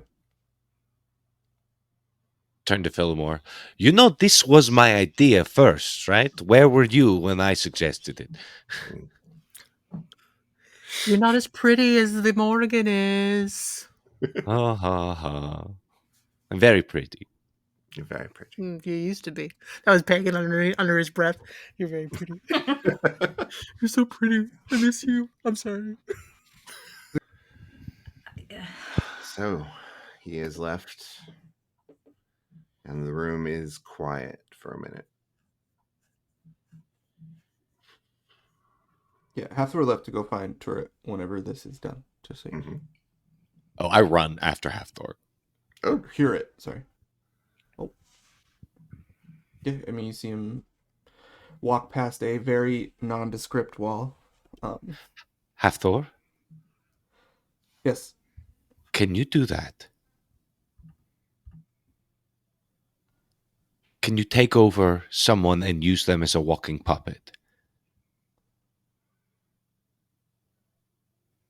Yes. Can I ask you to do something for me? Only if you allow me the opportunity to say no. My dear friend, that is most of the words you say to me. I mean, it's fair. It's fair.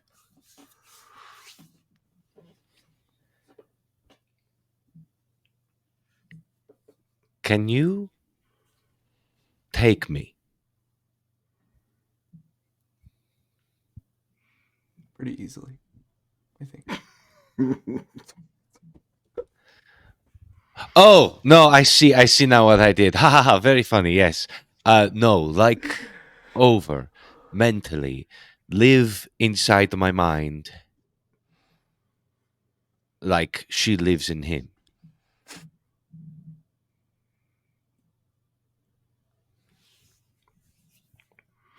I think You know from she, experience that while you could take over, it requires your concentration. Yeah. It would be. It would take effort, and outside of basic function, wouldn't be able to do anything else. I think it might be important to have someone on the inside. I have thought the same. Can If you Yelena have can walked? take Walked me, there is a higher chance than anyone else that I could conceal you.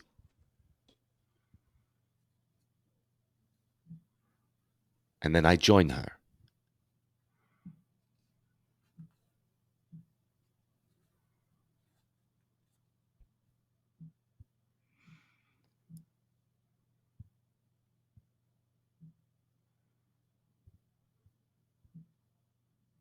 A few hundred years ago, facing this kind of threat, I don't think there would be any hesitation.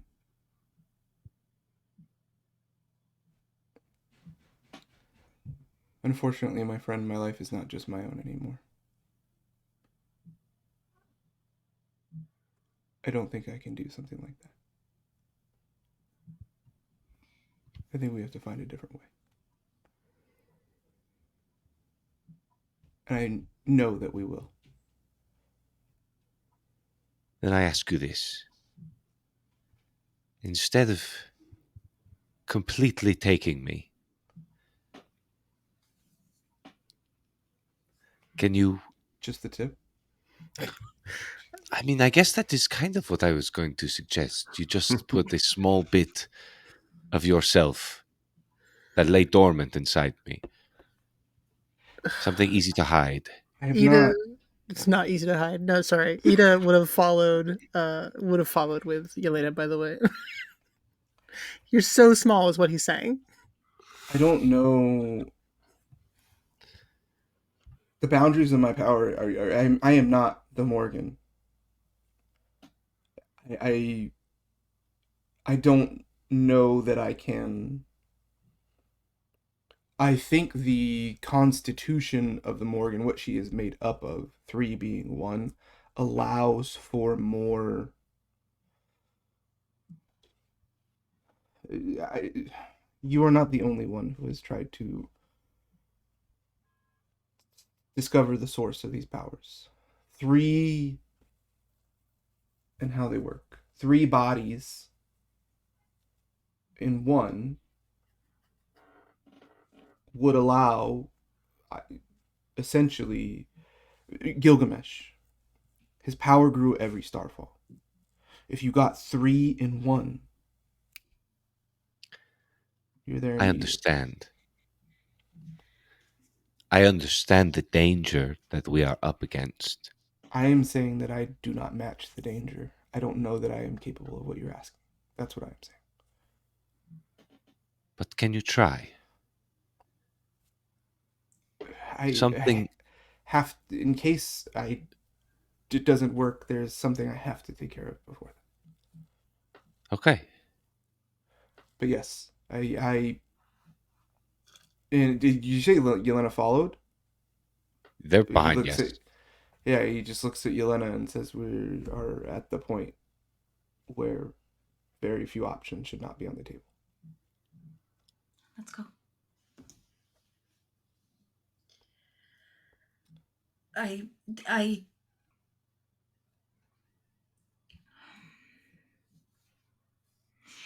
if it is someone that you want within her camp,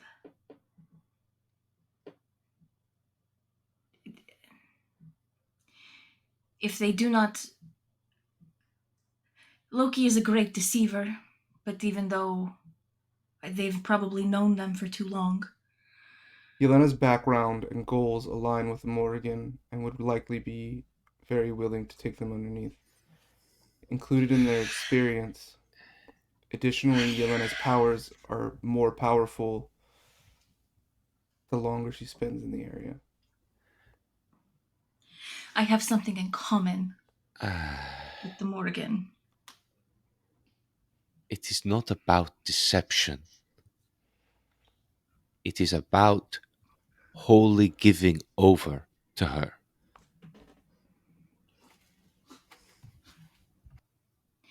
Then what would you need Halfthor for? He's trying to lock me away in a safer place. If I can understand this right, trying to lock me away in a safer place so that when you are wholly given over, I can spring you out. No. Something that you could take back so you could listen and hear. Got it. Like a bug. I really doubt that. I think her powers, it was my mother was English and my father was Danish, and he made Pagan look small, and that is what it felt like in the briefest of moments with Morrigan, like a child throwing themselves. I don't know. I don't know, one, if I can do what you're asking in the first place, and I don't know if it is a small part of me that would be anything other than lost. Trying to be a bug.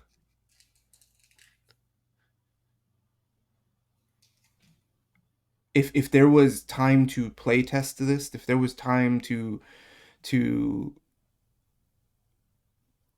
test it out, and we knew with some certitude of how this works, I would be willing. I feel the problem is we risk losing me and any value that I can add,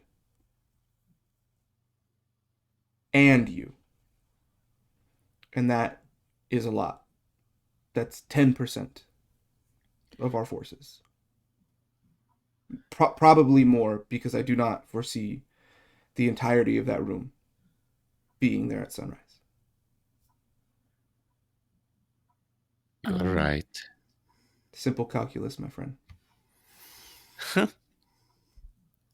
If we The risk need outweighs. Go ahead. Sorry. if we need somebody who can be in many places at once, we have Edmund. We have somebody who is extremely persuasive. We have other people who we can talk to and see where they are. It's It does not. not have to fall to us exclusively all the time.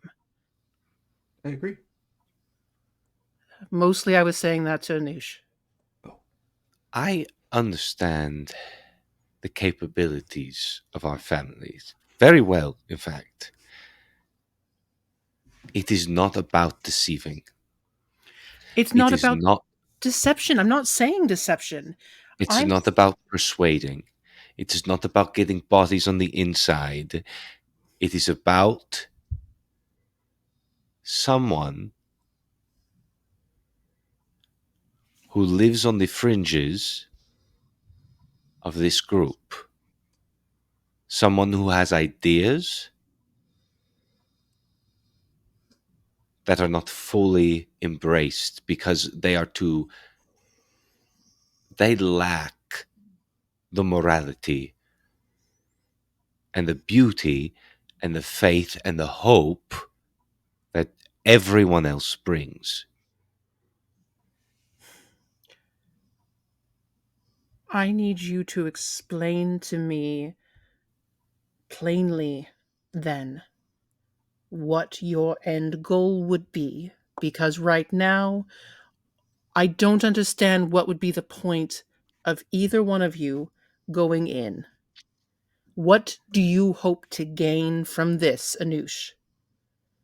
If it's not deceit, if it's not persuasion, if it's not having somebody on the inside, what do you want to happen?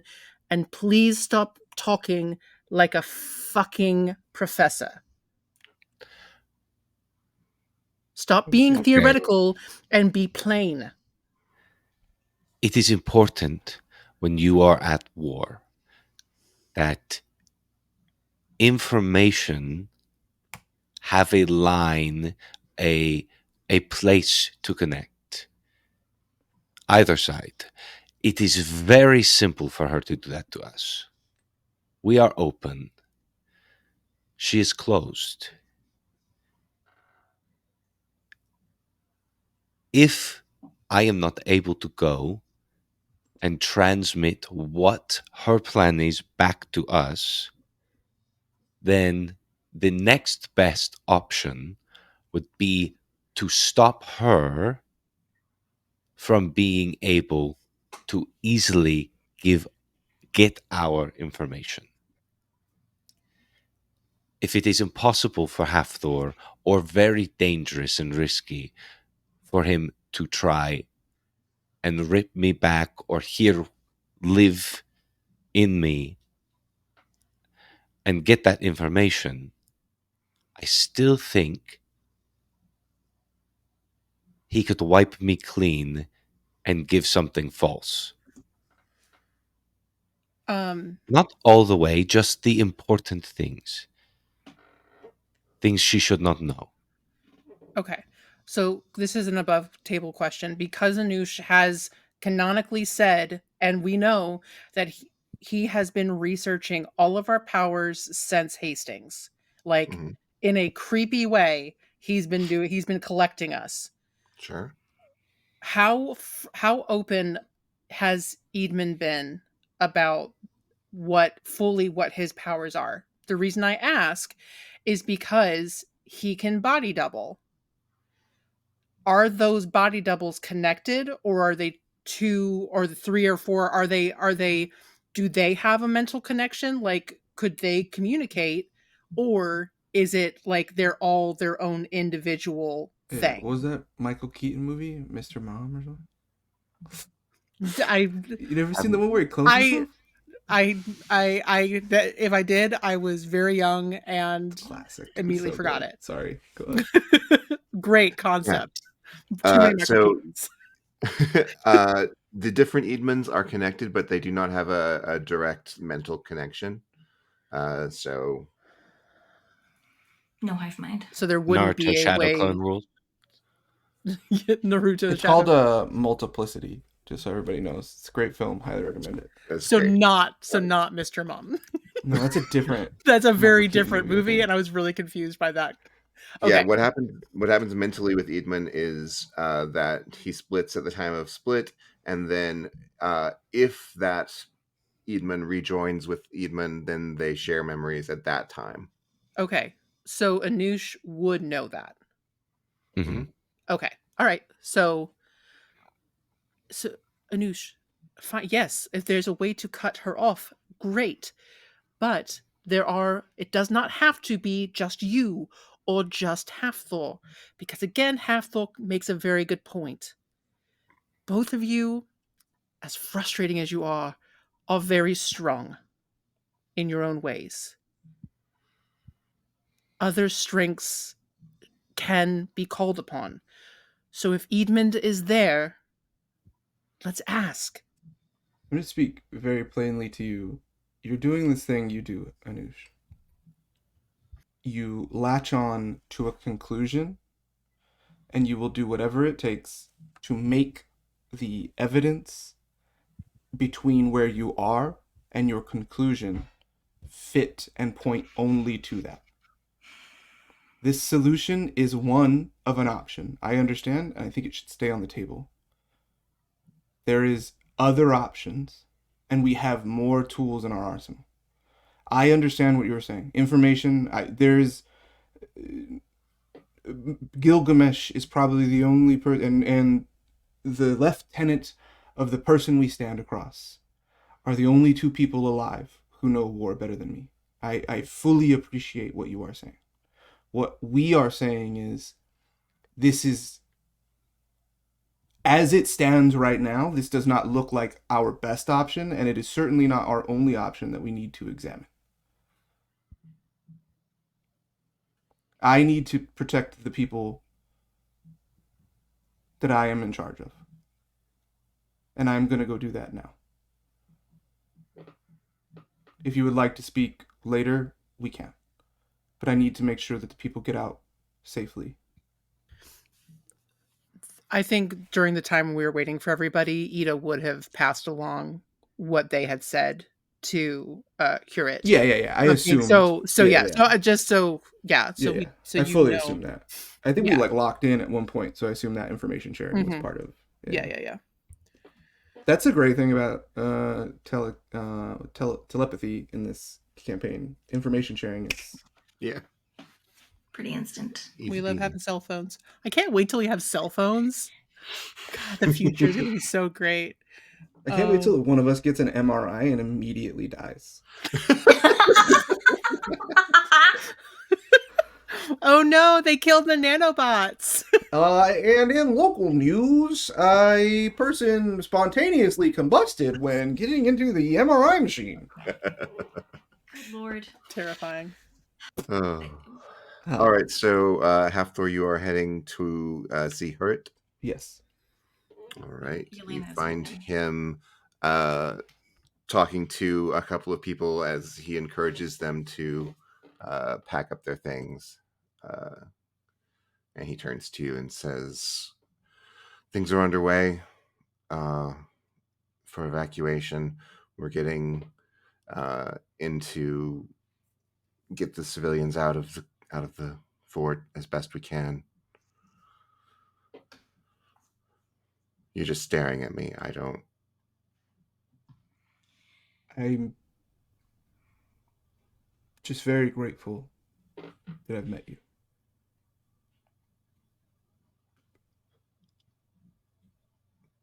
Here, you are your own man, and that is mostly a large percentage of why I thought you would be a perfect candidate for this. In addition, there's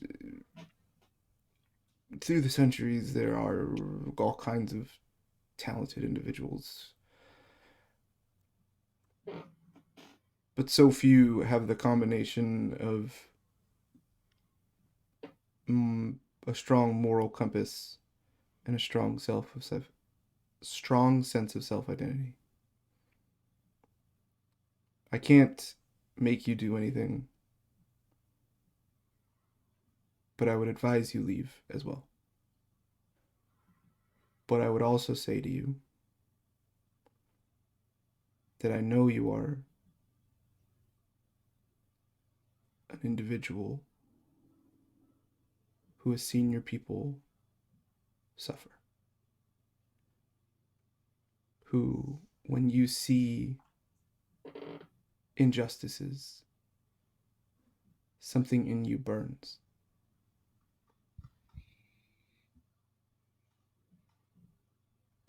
That the way of the world does not abide with your soul.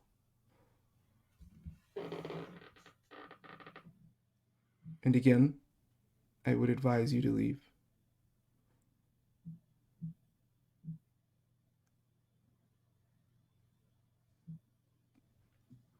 But if you would like to risk your life to change the way the world is, to make it abide with your soul more easily, I would not turn you away.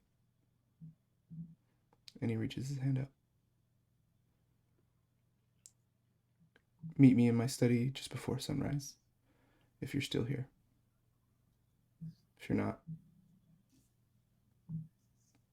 it's been a pleasure.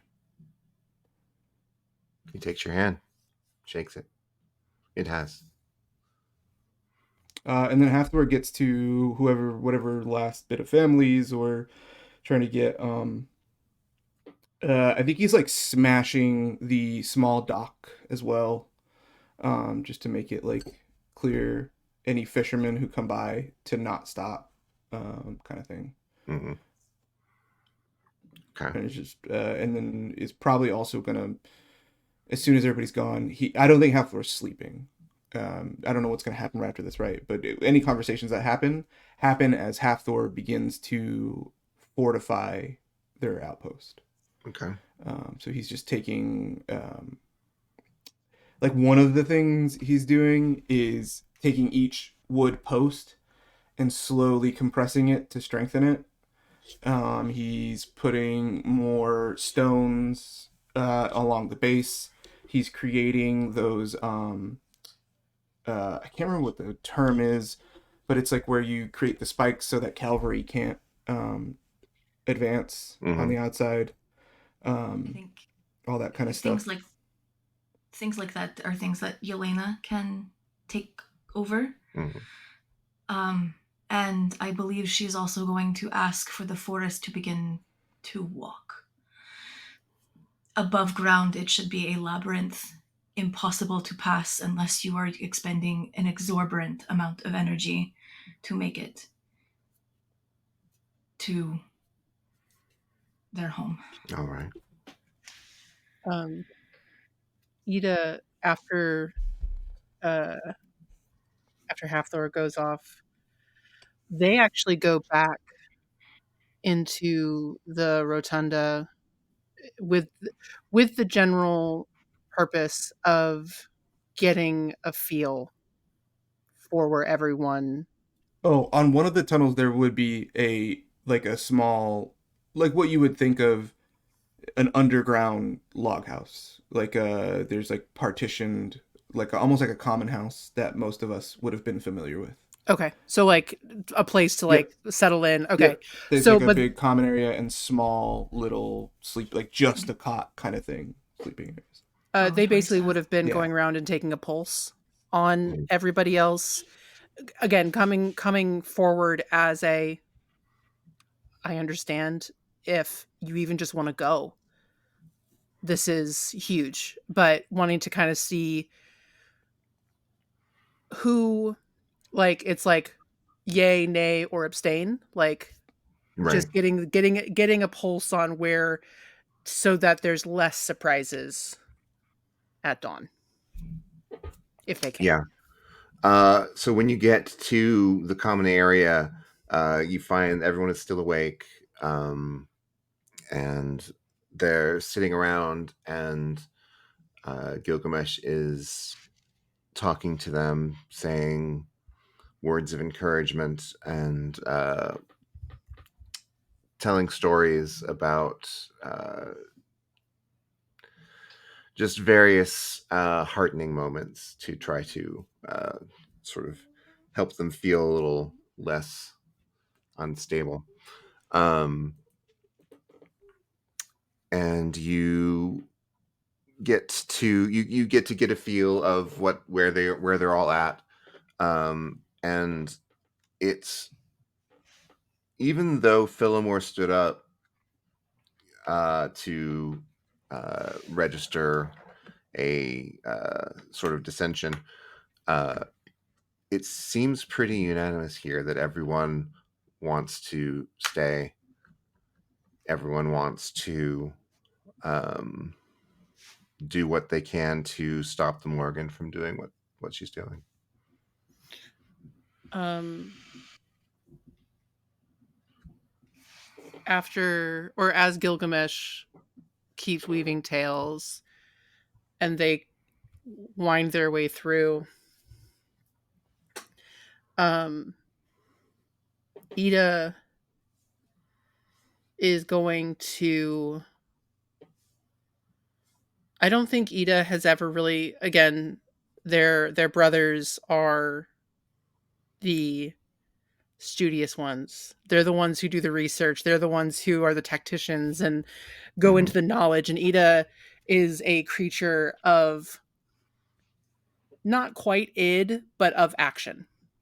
So this is a little bit they've never taken time to sit down with people and be like, so tell me about your shit, huh?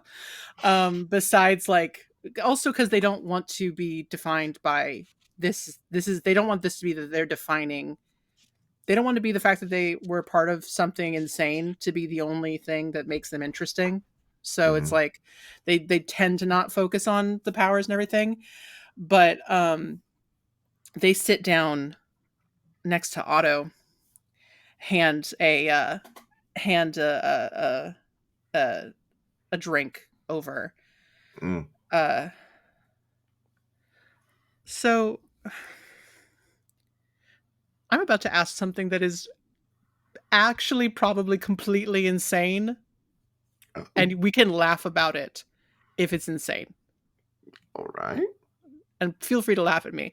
You'll understand why I leave the talking to Thor and Anoush. I can't really can't stop them from talking, so I kind of gotten past that, but Yeah, I think no one can stop them from talking. no one can stop them. So you can control the wind? What all what Mm. how how much?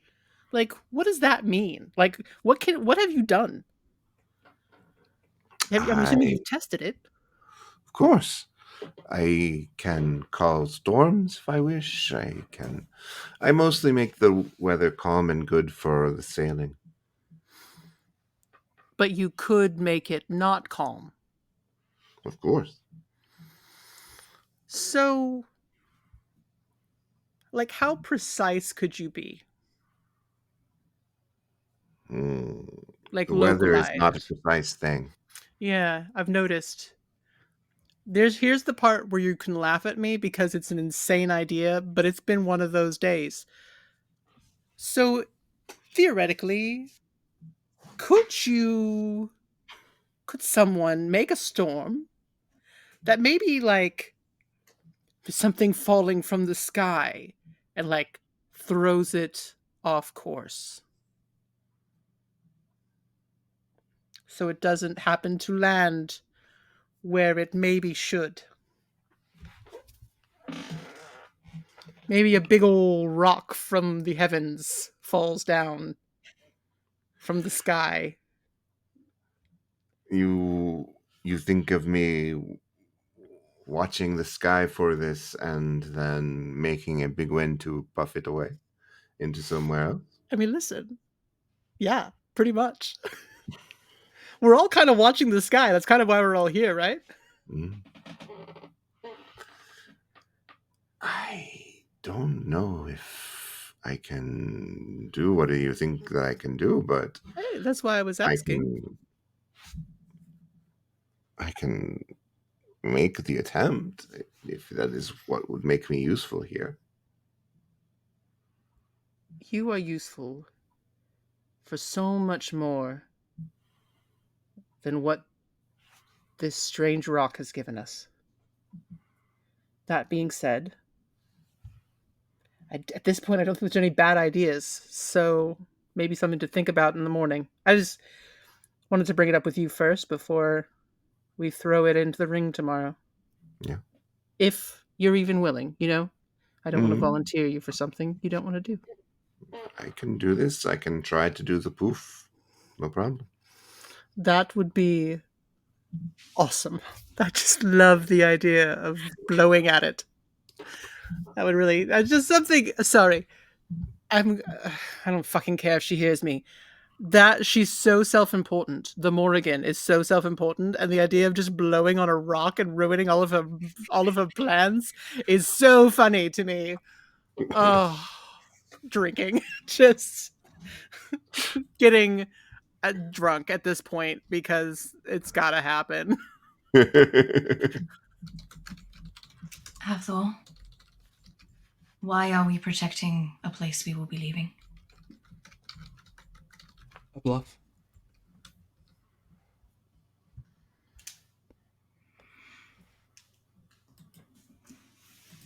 All right. If there is a better use of yours, I want her to think it's coming here. We get that orb,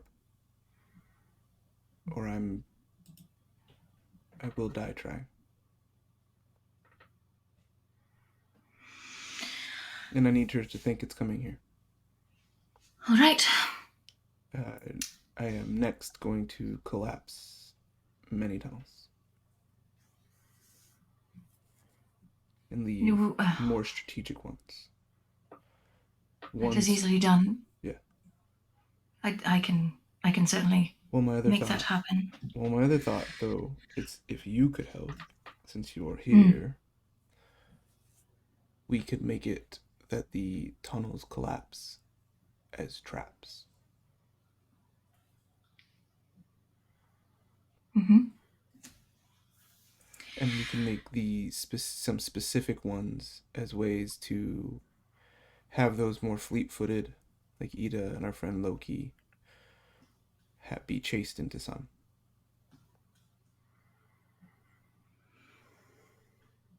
I do not want to see you go. I will not, as I never have, contradict you in public. But it is my deepest desire to not see you leave and run to her arms.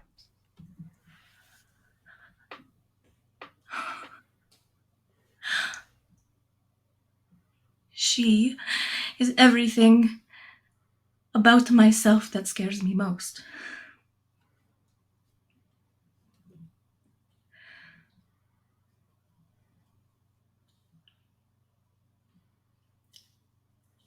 I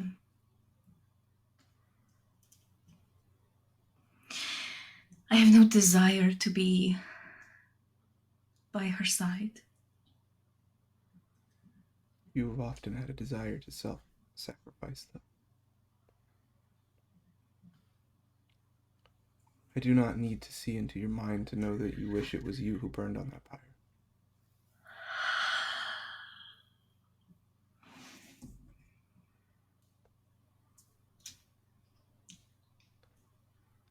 What happened then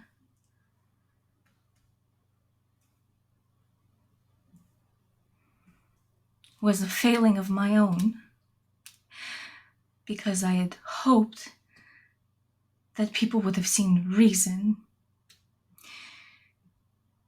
And though I saw good people die that day, I would have never allowed.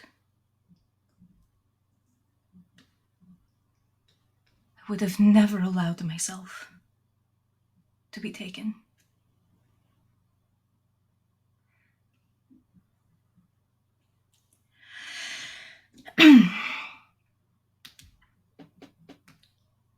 Hathor, at this point, stops whatever they were doing. I think there's like a big boulder floating in the air behind them as this conversation happens. And I would imagine vines are absent-mindedly playing on the ground. And he grabs her sort of like by the arms in this way where he like kind of almost lifts her a little bit, like takes the pressure off of her heels, and then wraps his arms around her and sort of like tucks his head underneath his chin and says, I don't know what awaits us in these next few days. I don't need to tell you what you can see plainly on my face.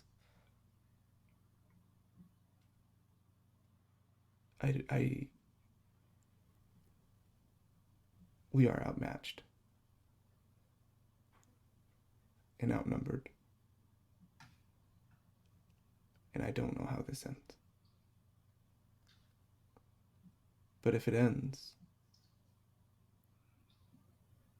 I would like it to end with us hand in hand. Not facing off. If it is up to me, I want the same.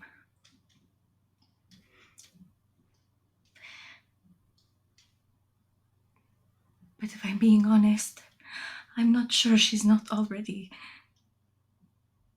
up here.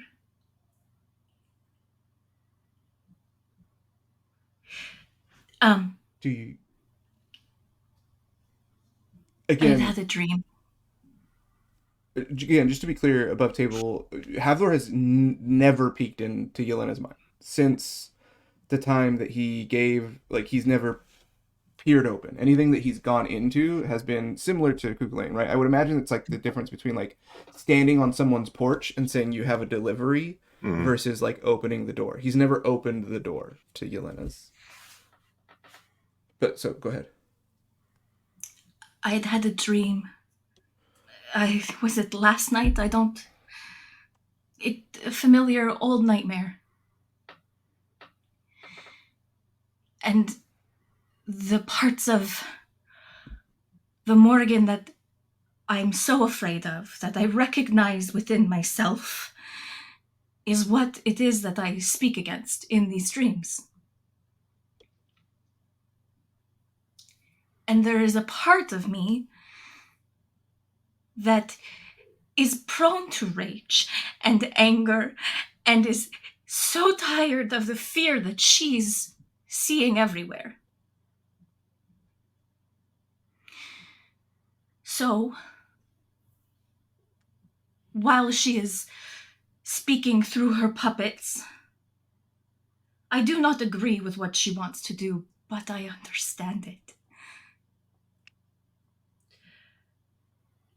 And I do not know that she's not already a part of me. I've worshipped in one way or another, or I've seen myself in one way or another as part of her, I suppose.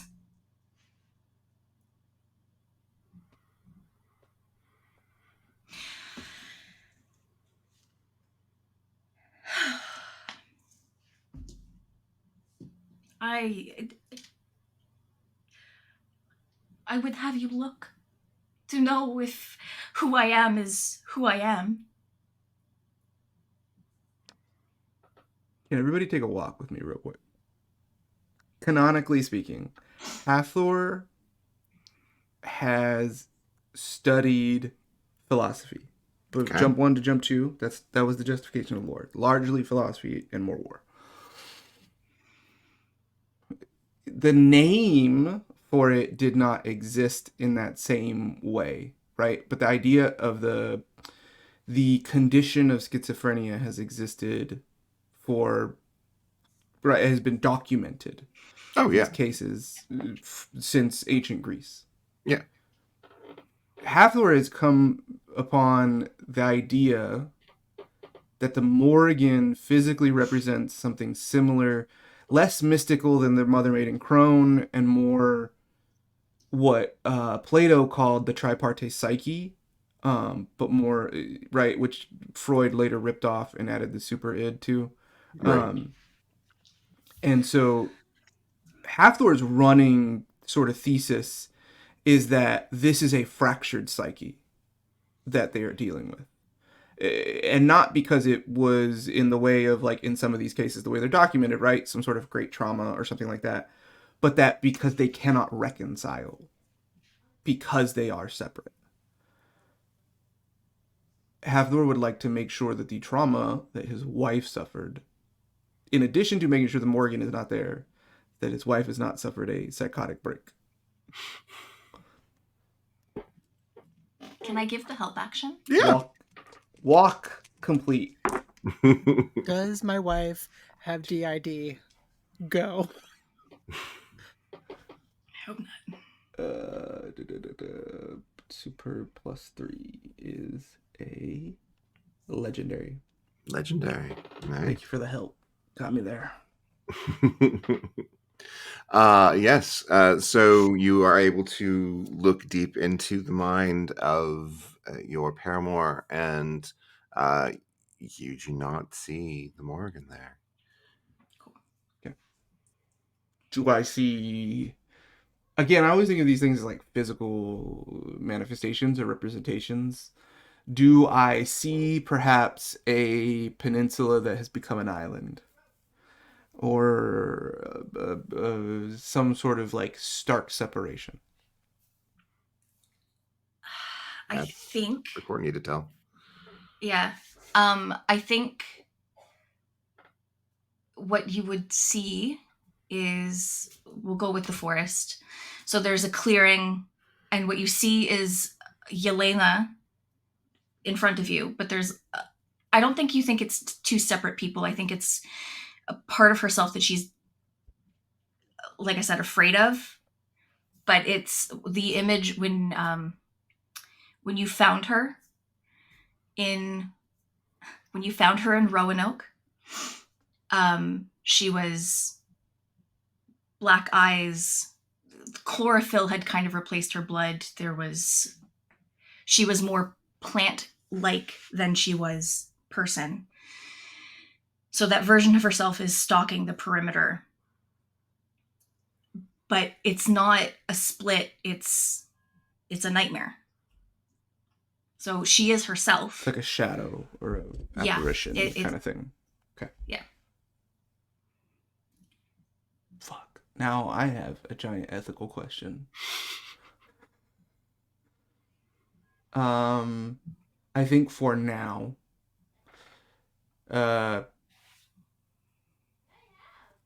Hathor says, your mind is your own, and gives Yelena a kiss on the forehead.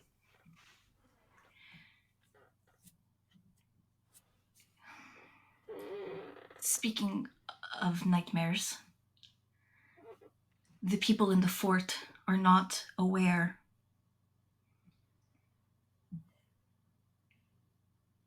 perhaps with you and Hild, a portion of them could be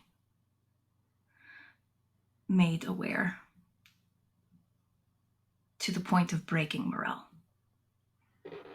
I think our Otto's the one that does the weather, right? Mm-hmm. I think there are a few of our friends, if they all show up. I think we will need every talent. But yes, I agree with you. Hild is going to be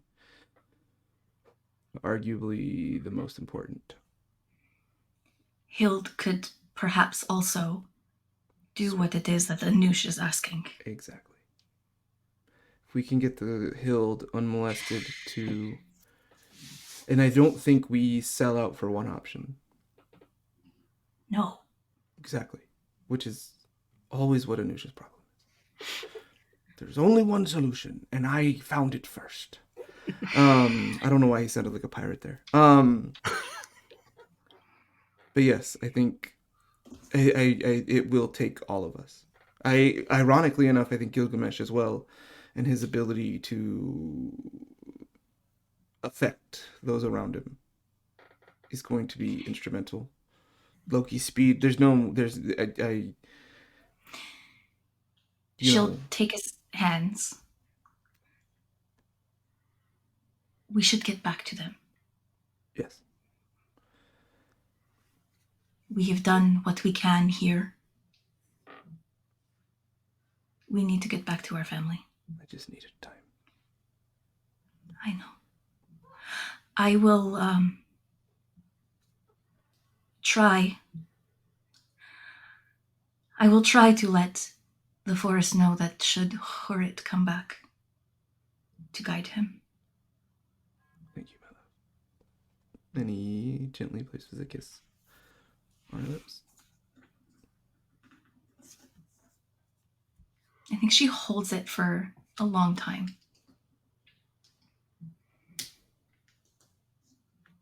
And then, with tears, we have to go back. Yeah. Heifer follows.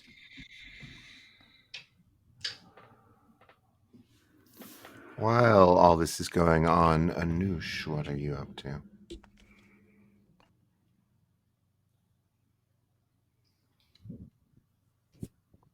Anush goes back to his study. Mm-hmm. He's going to go into the lab.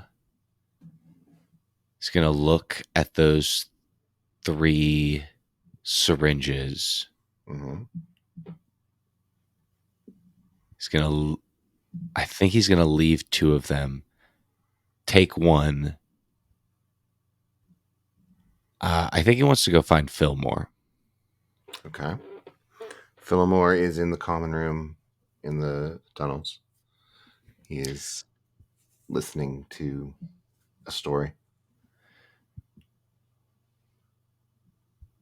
I'm going to go tap him on the shoulder. Just like a ghost apparate by his side and tap him on the shoulder. Yeah, he jumps and then, oh, Jesus. Yeah, you're creepy. You know that? Okay, what's up? Let's just take a walk. He follows you. As we leave, like, the general vicinity, I just want to walk through the tunnels so that we're out of earshot of anyone. Mm-hmm. Specifically thinking about Gilgamesh and how well he can hear. Right. What are you thinking?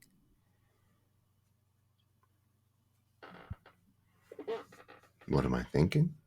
What are you thinking?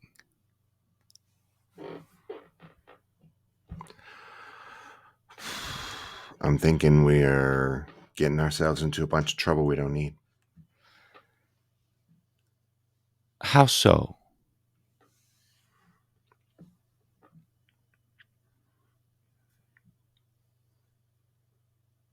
There's 10,000 of them. I mean, what are we going to do against that number? I agreed, but let us not think about the 10,000.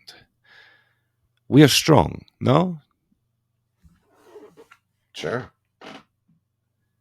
You yourself, you never miss your shot, and I have a sneaking suspicion where we are now is a very comfortable domain for you. It is?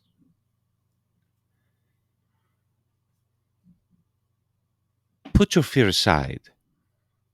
What do you believe in? Hmm. I believe in a good paycheck. Sorry, paycheck, too early for that. A good payday, good woman, good beer.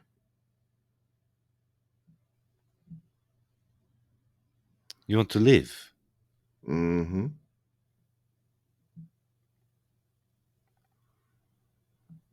Who do you think will let you live?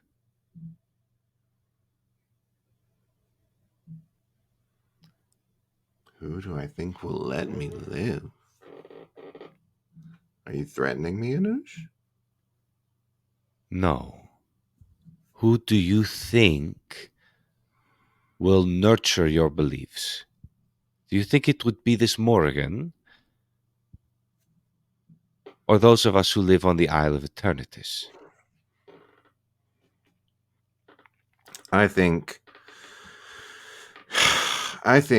if Morgan gets her way, I won't be as special anymore.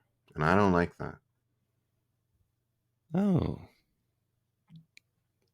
It's very interesting. But you do not want to do anything about it. I'm just saying we're up against a big wall right now, and I don't know what I can do about it. And I don't want there to be 10,000 of us, but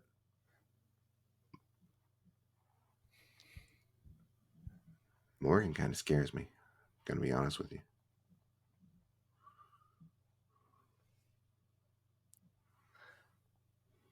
There is a certain childlike nature to her. She, like us, has lost very much. Probably more than a lot of us.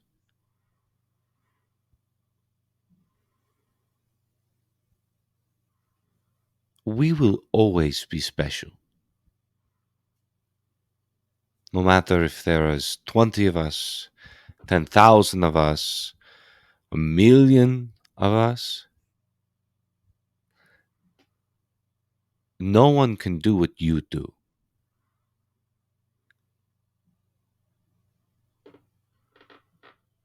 But with more of us,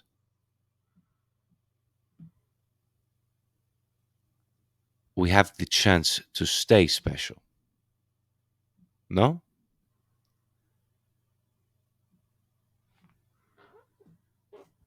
What are you trying to say?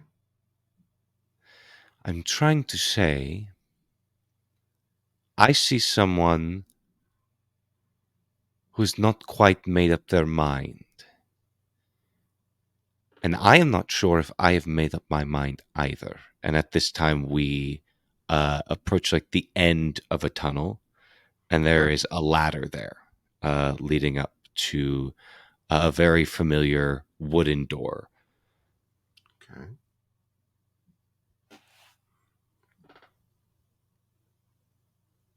Up there,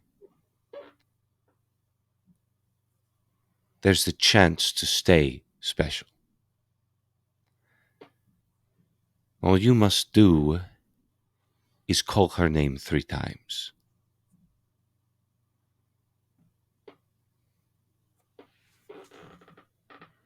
What's your angle? My angle is I want to know her side when she is not backed in a corner. I want to know how she lives.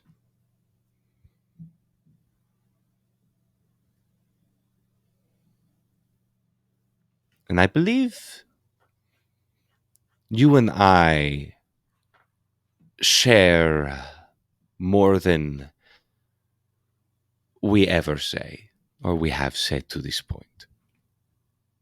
Very similar. Hmm. You think we're the same? I think you're very special. And I think we have a lot of the same thoughts. He looks up. Looks back down. Anoush steels himself for a moment. And there's like this charming glint to his eye. And I would like to try and persuade Fillmore Mm-hmm. to summon Morgan.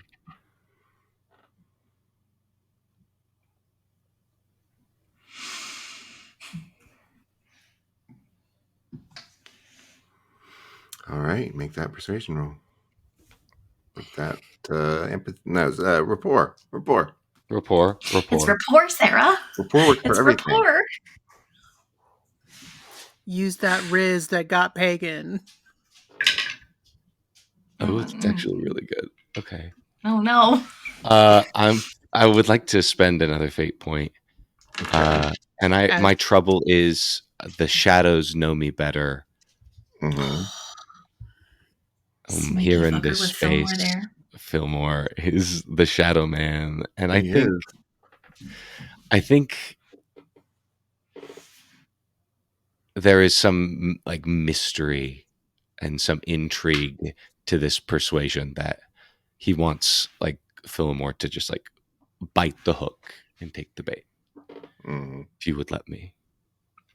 All right. Yeah. Okay.